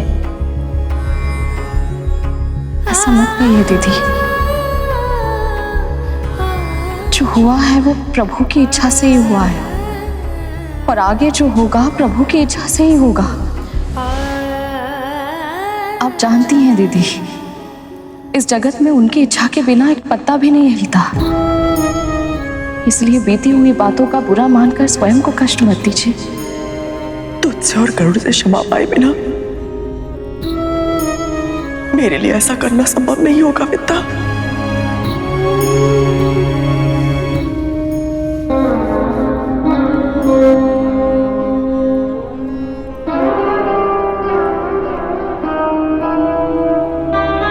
बड़ी माँ, माँ ने तो आपको कभी दोषी नहीं माना। और रहा प्रश्न मेरा, तो आप मेरी बड़ी माँ हैं। यदि भावनाओं में बहकर मैंने आपके हृदय को चोट पहुंचाई है, आपको कष्ट दिया है, तो आपसे क्षमा मांगता हूं।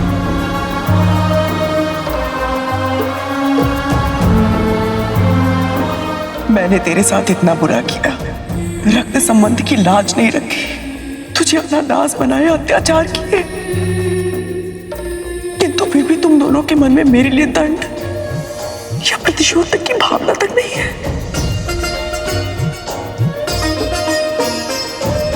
आप जानती हैं ऐसा क्यों हुआ देवी कद्रू? क्योंकि जिन भक्तों के मन में भक्ति स्थान बना लेती है, तो किसी भी प्रकार के तामसिक विचार उनके मन में अपना स्थान नहीं बना पाते।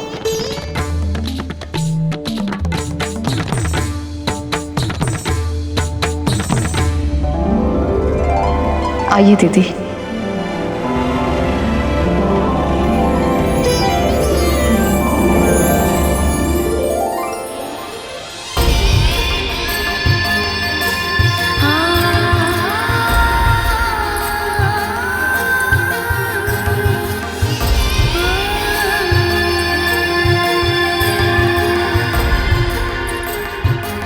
विंता के महल में गणेश के प्रवेश करते दो बहनों का बिगड़ा रिश्ता पुनः सुधर गया।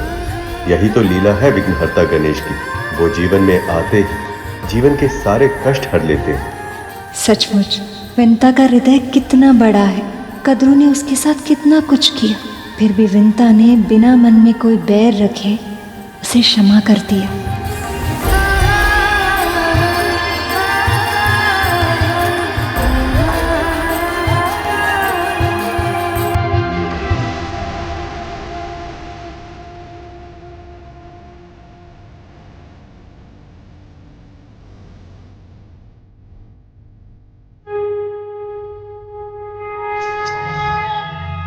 बड़ी माँ, अब आप निश्चिंत हो जाइए और हमारे साथ स्वयं प्रभु विष्णु के अंश अवतार गुरुदेव नर और गुरुदेव नारायण से प्रभु गणेश के जन्म और उनकी महानता की कथा सुने। यह अनुभव बहुत अद्भुत होगा बड़ी माँ।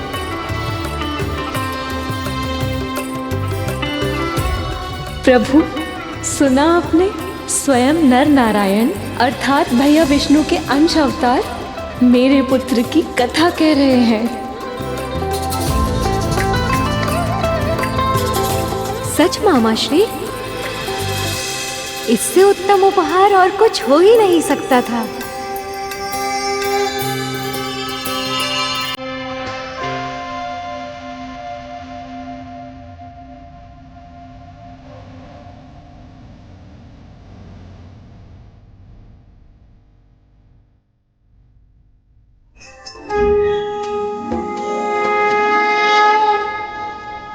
गुरुदेव, मुझे प्रभु गणेश के बारे में बहुत कुछ जानने का मन है। जैसे इनका मुख हाथी जैसा क्यों है? मैंने माँ से सुना था कि स्वयं महादेव भी उन्हें जन्म के वक्त पहचान नहीं पाए थे। और हाँ, इन्हें प्रथम पूजनी क्यों कहा जाता है? विघ्नहर्ता, ये विघ्नहर्ता क्यों है गुरुदेव? मैं सब कुछ जानना चाहता हूँ गुरुदेव। ये भी कि मूषक इनकी सवारी कैसे बने और इन्हें दुर्वा घास और मोदक का भोग क्यों चढ़ाया जाता है? आज तुम्हारे सभी प्रश्नों का उत्तर मिलेगा गरुड़। और उसके साथ ही हम सभी को मिलेगा जीवन की अनेक समस्याओं का समाधान। इसलिए आप सब पूरे मनोयोग से श्री गणेश की कथा को सुनो।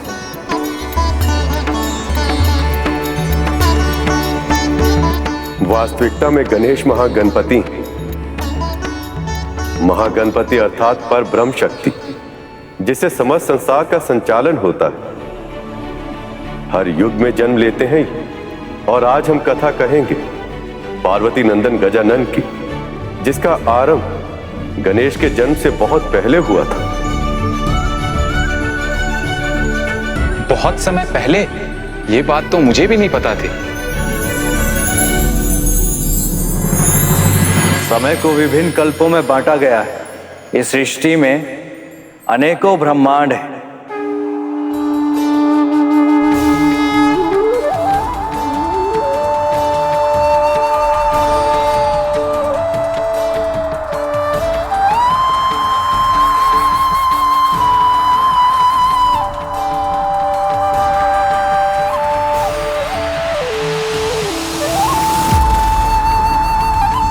और हर ब्रह्मांड में जीवन का संचालन उसी प्रकार होता है जैसा इस ब्रह्मांड में हो रहा है।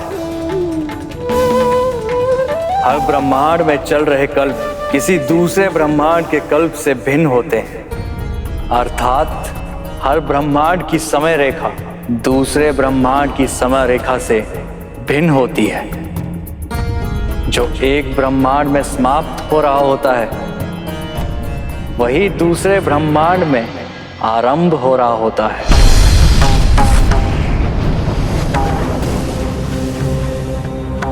ऐसे ही एक समय की बात है। देवी पार्वती ने प्रभु नारायण के श्री कृष्ण अवतार की मनमोहक बाल लीलाओं को देखा तो वो बहुत प्रसन्न हुई। उस नटखट नन्हे बालक के कौतुक, उसकी क्रीड़ाओं ने देवी पार्वती के मन में मातृत्व के भाव को जागृत कर दिया था। अद्भुत बालक परमा प्रेम लुटाती, प्रथम देवता जग में उसे बनाती। पार्वती, आप ये वस्त्र किसके लिए तैयार कर रही हैं? अपने पुत्र के लिए प्रभु, और किसके लिए? परंतु कार्तिकेय तो योद्धा है, कवच के स्थान पे ये झबला कैसे पहनेगा वो? कार्तिकेय का तो जन्म ही योद्धा के रूप में हुआ था प्रभु। उसके बाल्यावस्था का आनंद तो मैं कभी ले ही नहीं पाई। पर जब माँ देवकी और यशोदा मैया को कृष्ण जन्म के बाद उनके बचपन का आनंद लेते देखा तो मेरे भी मन में एक इच्छा जागृत हो गई है प्रभु। मैं भैया विष्णु के अवतार कृष्ण जैसा ही एक बालक चाहती हूँ जिसे मैं गोद में खिला सकूं। मैं उसके लिए लोरियां गाना चाहती हूँ प्रभु। ममता के रस में डूबकर उस अद्भुत आनंद का अनुभव करना चाहती हूँ जिसका सौभाग्य मुझे अब तक नहीं मिला।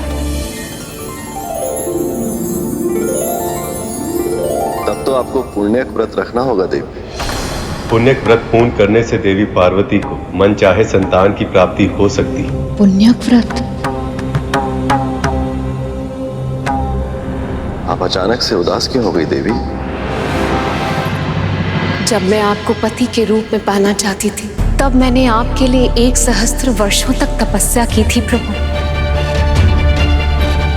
क्या मुझे पुत्र प्राप्ति के लिए इतनी लंबी प्रतीक्षा करनी होगी महादेव?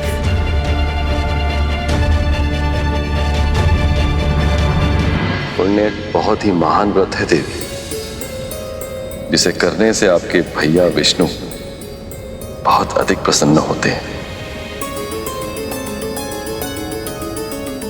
मुझे पूरा विश्वास है यदि आप उसे शुद्ध हृदय से करेंगी तो आपके मन की इच्छा शीघ्र पूर्ण होगी। तो फिर मैं तैयारी अभी करती हूँ। पार्वती। जी प्रभु। नवजात शिशु के लिए ये तनिक बड़ा नहीं? यदि आपकी इच्छा भारी भरकम बालक की है तो बात अलग है। ये माँ की ममता है महादेव, आप नहीं समझेंगे।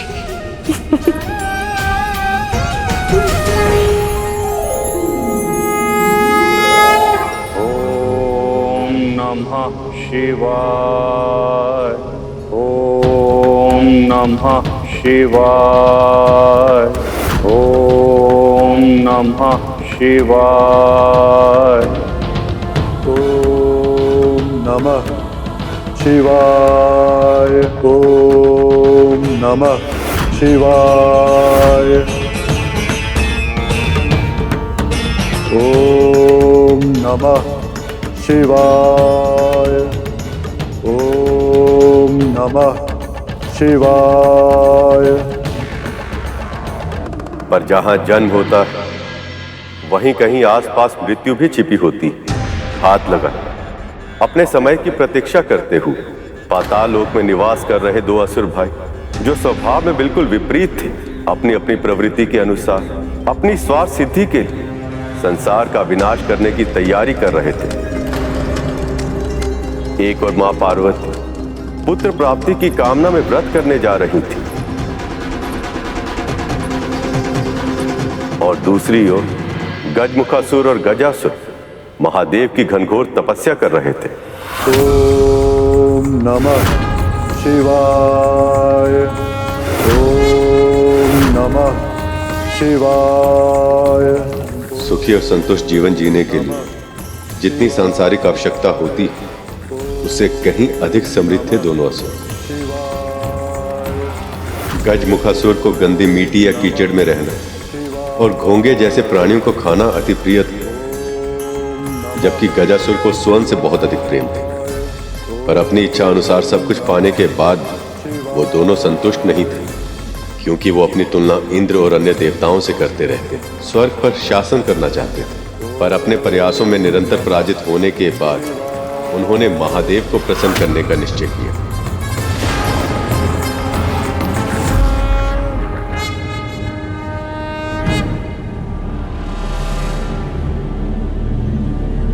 पार्वती। नंदी, मैं व्रत की तैयारी करने जा रही हूँ। किसी को इस ओर आने मत देना। जी माँ।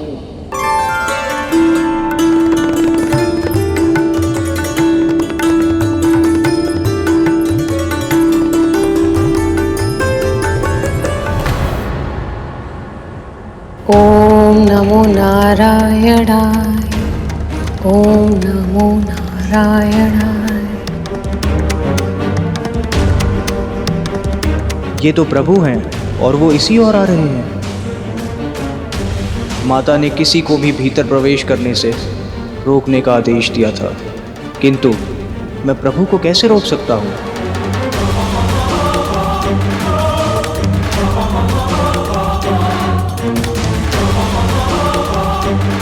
ओम नमो नारायण, ओम नमो नारायण। पार्वती, देवी पार्वती,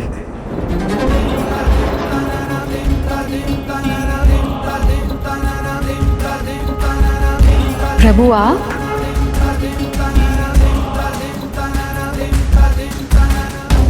देवी पार्वती, मुझे एक भक्त के पास जाना होगा। सोचा फिर तो आप अपनी व्रत साधना में व्यस्त हो जाएंगे, इसलिए आपसे मिलकर जाऊं। आप वापस कब आएंगे प्रभु? भगवान भक्त की इच्छा से संचालित होते हैं, ये कहना कठिन होगा।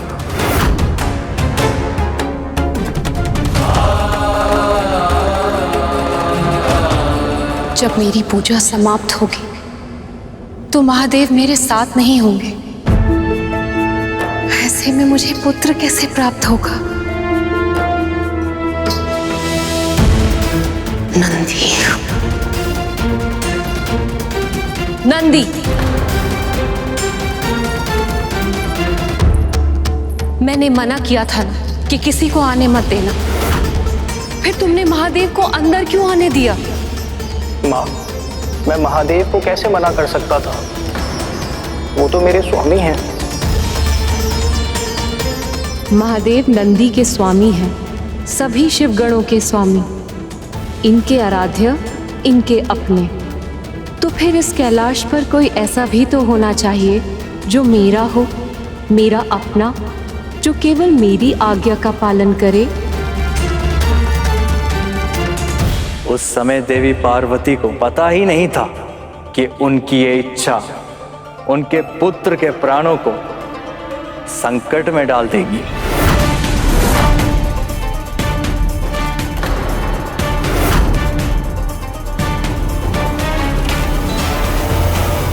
अब तक मुझे लगता था कि मुझे अपने जन्म की कथा पूरी तरह पता है, इसीलिए उसे सुनने के लिए मैं उत्सुक था। पर अब ये नई बातें कहकर इन्होंने मेरी उत्सुकता को और भी अधिक जागृत कर दिया है। ये कथा तो मैं भी जानना चाहता हूँ माँ।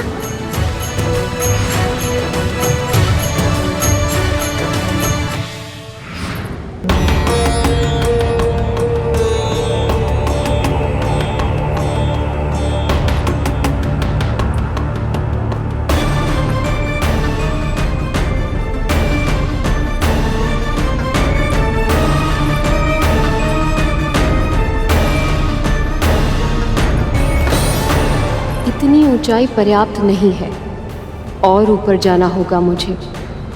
ऐसा एकांत स्थान ढूंढना होगा जहां देव, दानव, मानव, गंधर्व या कोई भी अन्य प्राणी मेरी तपस्या में विघ्न ना पहुंचा पाए।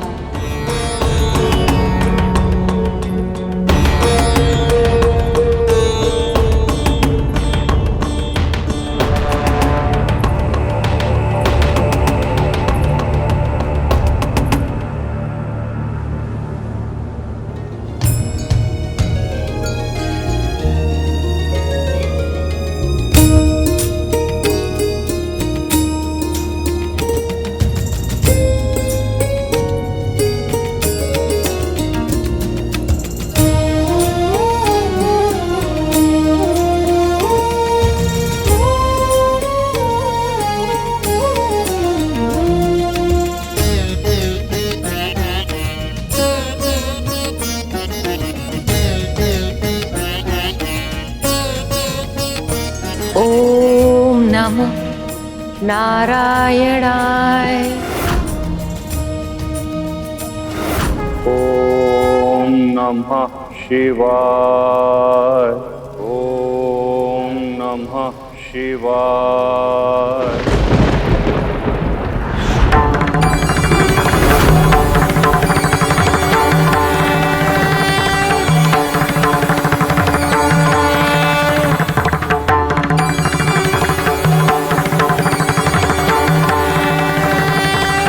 प्रणाम महादेव।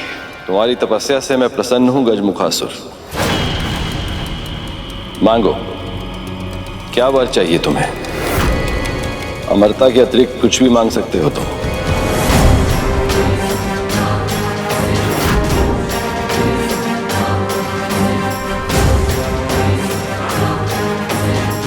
तो उचित है महादेव, मुझे वरदान दीजिए कि मेरी मृत्यु केवल उसी के हाथों हो पाए जिसका जन्म केवल और केवल माता से हुआ हो। ओम नमः नारायणाय। जिसके पिता ने स्वयं उसका शीश काटकर पुनः जोड़ा हो। ओम नमः नारायणाय। और जिसका तन तो सामान्य हो किंतु उसका शीश हाथी का हो।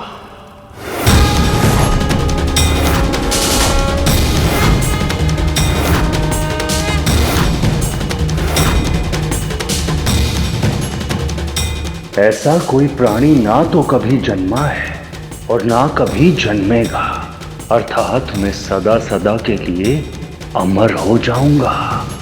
यदि नियति का यही निर्णय है तो यही सही। जो भी प्राणी जन्म लेता है उसका अंत भी निश्चित है, और गजमुखासुर के अंत को नियति ने उसको वरदान मिलने से पहले ही सुनिश्चित कर लिया था। ओम नमो नारायणाय। ये कैसी विचित्र मांग है गुरुदेव? ये वरदान मांगकर तो ससुर ने स्वयं को अमर करने का उपाय कर लिया था।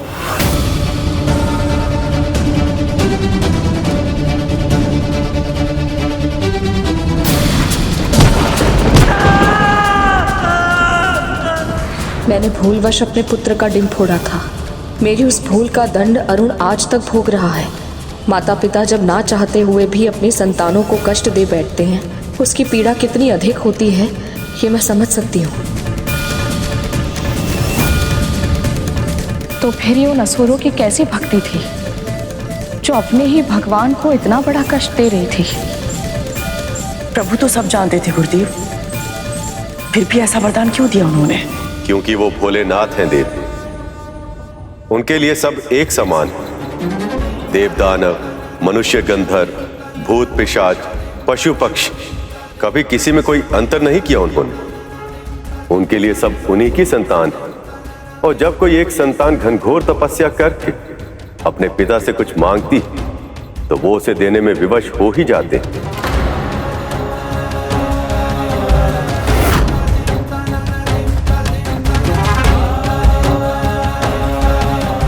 मौन क्यों है महादेव? वरदान दीजिए। तुम्हारी ये इच्छा उचित नहीं है गजमुखासुर।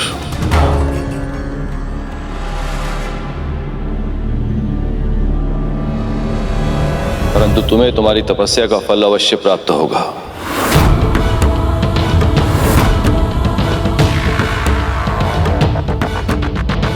यदि यही तुम्हारी इच्छा है तो मैं इसे अवश्य पूर्ण करूंगा।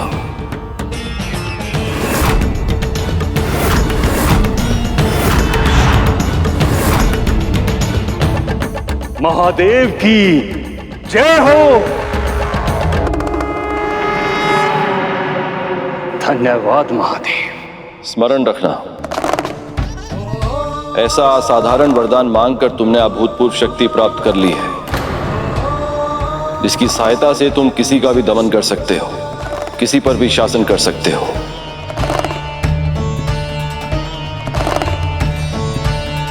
इस क्षमता का अर्थ यह नहीं कि तुम्हें ऐसा ही करना भी होगा। सही अर्थों में शक्तिशाली वो होता है जिसे वरदान से प्राप्त हुई शक्ति के उपयोग की ना तो आवश्यकता हो और ना ही इच्छा। इसलिए मेरा सुझाव यही है गजमुखासुर, इस शक्ति का उपयोग उसी स्थिति में करना जब प्रश्न तुम्हारी आत्मरक्षा का हो और संकट तुम्हारे प्राणों का हो।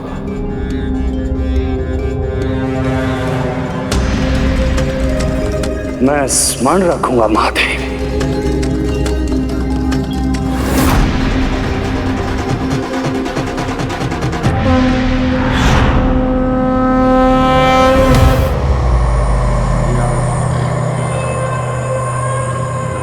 एक बार मेरे भाई की तपस्या भी पूर्ण हो जाए, तत्पश्चात उस इंद्र से उसका स्वर्ग छीन लेंगे हम।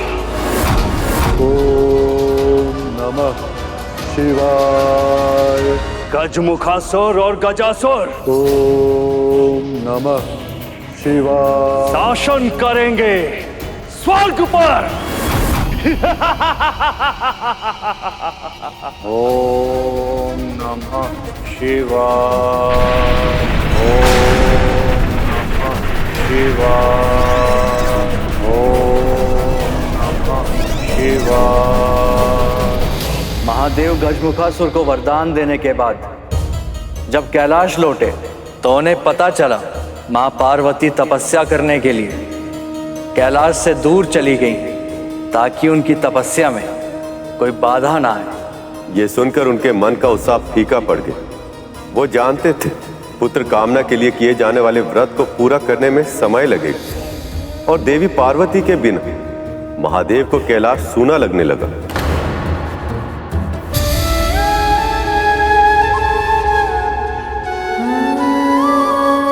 मैं भैया विष्णु के अवतार कृष्ण जैसा ही एक बालक चाहती हूँ जिसे मैं गोद में खिला सकूं। तब तो आपको पुण्य व्रत रखना होगा देवी। जाने से पहले मैं आपसे मिल के गया था पार्वती।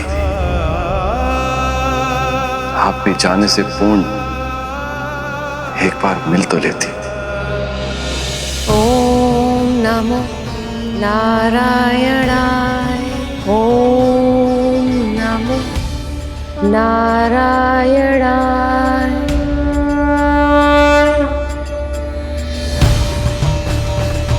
ओम नमो नारायणाय।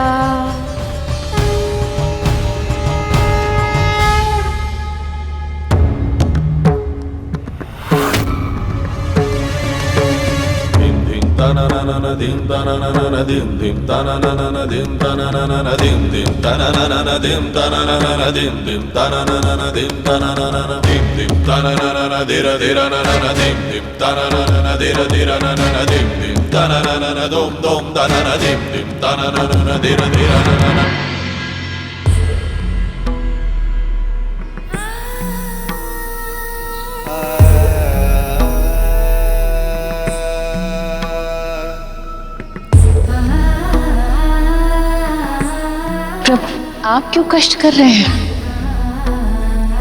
एक नए जीवन को जन्म देने के प्रयास में किए गए श्रम का प्रमाण देते इन हाथों को धोकर उस जल से प्रेम की गंगा बहाने में कैसा कष्ट प्रिय।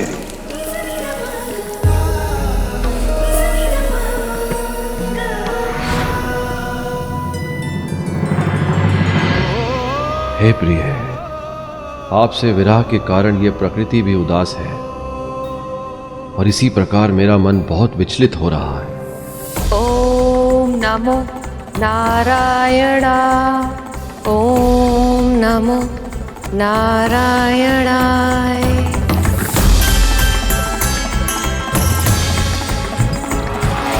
प्रभु, भोजन प्रभु।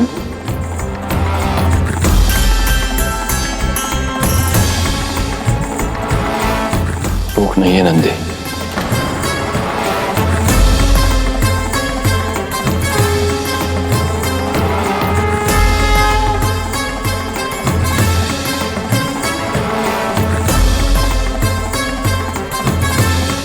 ओम नमो नारायणाय। ओम नमो नारायणाय।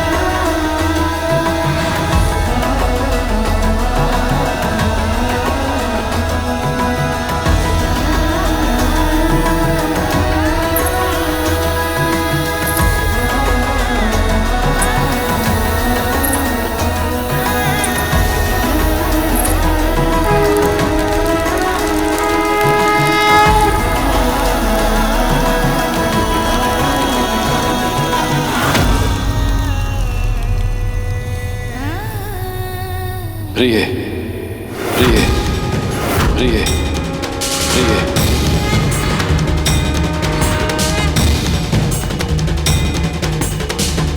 ओम नमो नारायणाय। ओम नमो नारायणाय।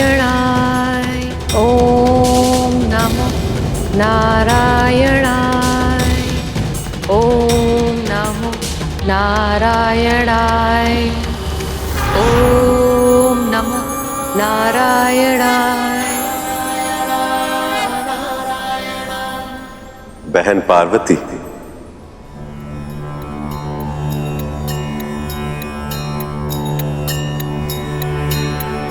प्रणाम भैया। अपने व्रत को जिस निष्ठा और भक्ति से आपने पूर्ण किया, मैं उससे बहुत प्रसन्न हूं बहन। कहिए, आपको क्या वरदान चाहिए? मेरे मन की इच्छा तो आप अच्छी तरह से जानते हैं भैया।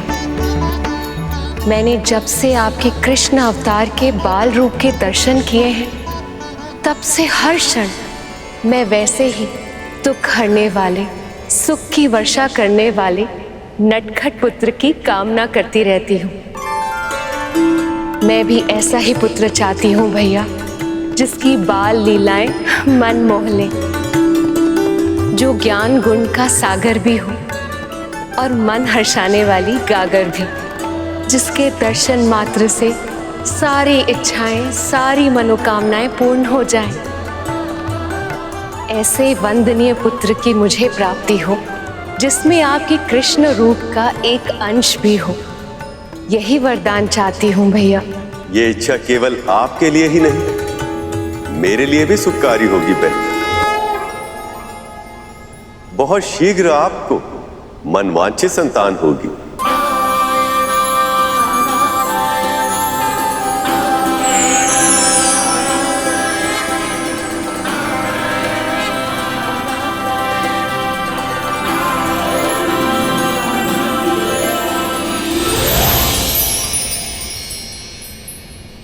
मेरा व्रत पूर्ण हुआ महादेव।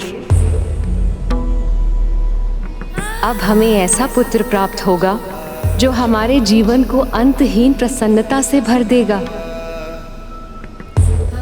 मुझे आभास है प्रभु, मेरे बिना आपने इतने समय तक विरह के क्षण कैसे काटे होंगे, पर अब मैं आपके पास आ रही हूँ प्रभु। बहुत शीघ्र आपके दर्शन करूंगी मैं। पार्वती वापस आ रही। नंदी, सुना तुमने? आज बहुत समय बाद मैं इतना प्रसन्न हुआ हूं। देवी पार्वती कैलाश वापस आ रही।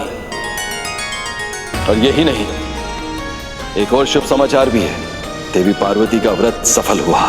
अब शीघ्र ही सखा विष्णु के काना अवतार जैसा एक बहुत ही नटखट, बहुत ही मनोहर शिशु कैलाश पर्वत पे भी खेलेगा। प्रभु, आपको बहुत बहुत बधाई। मुझे इन सभी शिवगणों को, समस्त कैलाश को, समस्त विश्व को बहुत बहुत बधाई। मुझे स्मरण है प्रभु, जब मैंने श्री कृष्ण के बाल रूप के दर्शन किए थे, वो कितने मनमोहक लग रहे थे। मेरा तो मन था कि उन्हें अपनी पीठ पर बिठाकर पूरा दिन यहाँ से वहां घुमाता रहूं। और अब मैं बिल्कुल ऐसा ही करूंगा प्रभु। मैं उस नन्हे बालक के साथ बहुत खेलूंगा, उसके लिए गाना भी गाऊंगा, बिल्कुल ऐसे ही आनंद मग्न होके उसके साथ नृत्य भी करूंगा।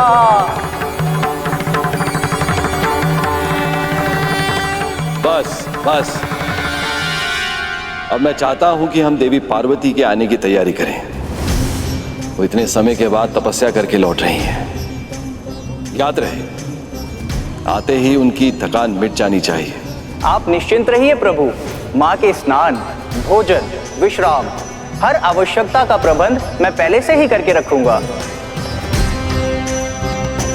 तुम सब चलो मेरे साथ।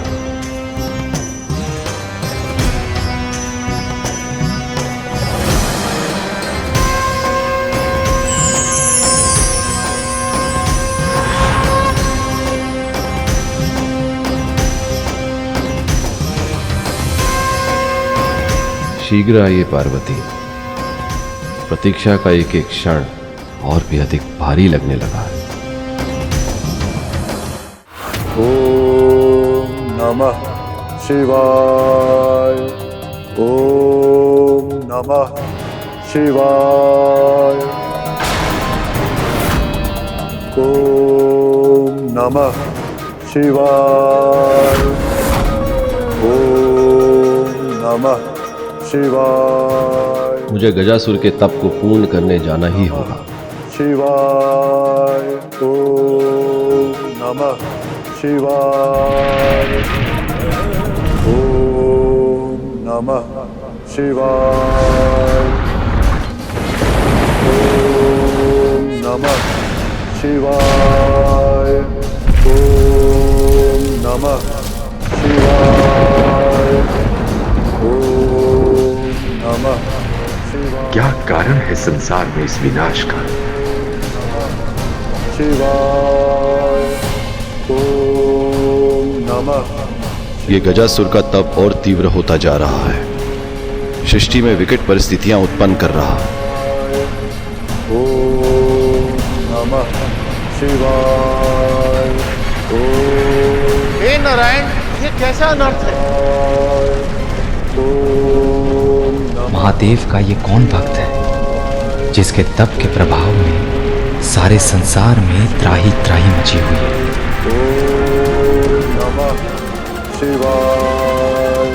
ओम नमः शिवाय। प्रभु, ये तो बहुत प्रसन्नता का अवसर है, किंतु आपके मुख पर चिंता की छाया क्यों प्रभु? गजासुर का तप पूरा हो गया है नंदी,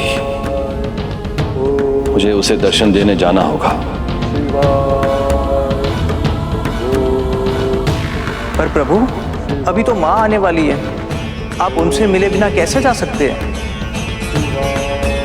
उनसे मिलने की आतुरता तो मेरे मन में भी बहुत है नंदी।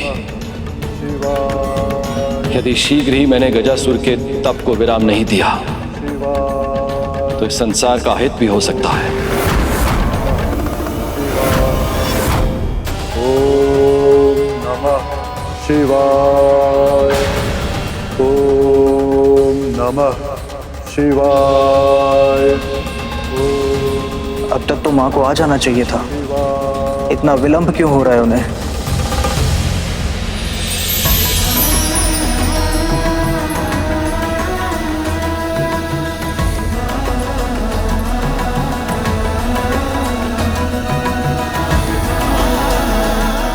महादेव को ये फूल बहुत पसंद है, उनके लिए ले जाती हूँ। उन्हें देखकर वो प्रसन्न हो जाएंगे। ओम नमः शिवाय।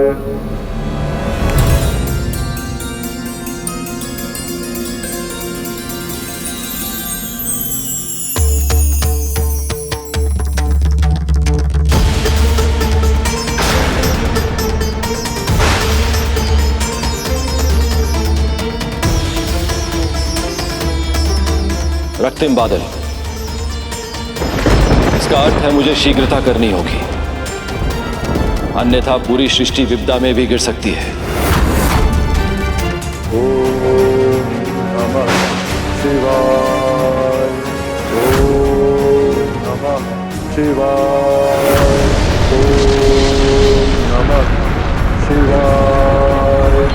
ओम नमः। गजासुर का ताप तो संसार को विनाश के मुख की ओर लेकर जा रहा है। महादेव को इस संकट का निवारण शीघ्र ही करना होगा।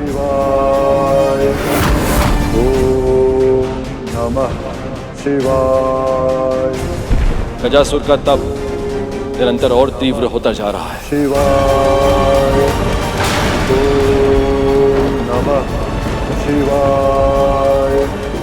ओम नमः शिवाय। ओम नमः शिवाय। इस सृष्टि के हर प्राणी की तरह वो भी मेरी ही संतान है। मैं इस तप के भीषण ताप से उसे और झुलसने नहीं दे सकता,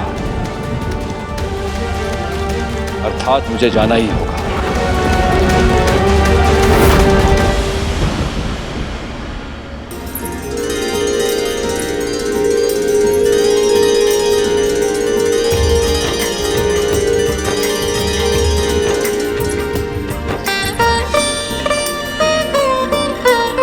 लंबे विरह के बाद होने वाले मिलन की प्रसन्नता से खिले ये फूल, प्रेम की कभी न समाप्त होने वाली आँच से जलते ये दीप,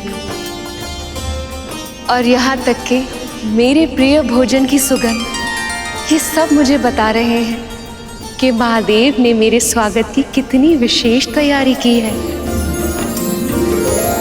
परंतु वो स्वयं कहाँ है? ओम नमः शिवाय। ओम नमः शिवाय। ओम नमः शिवाय।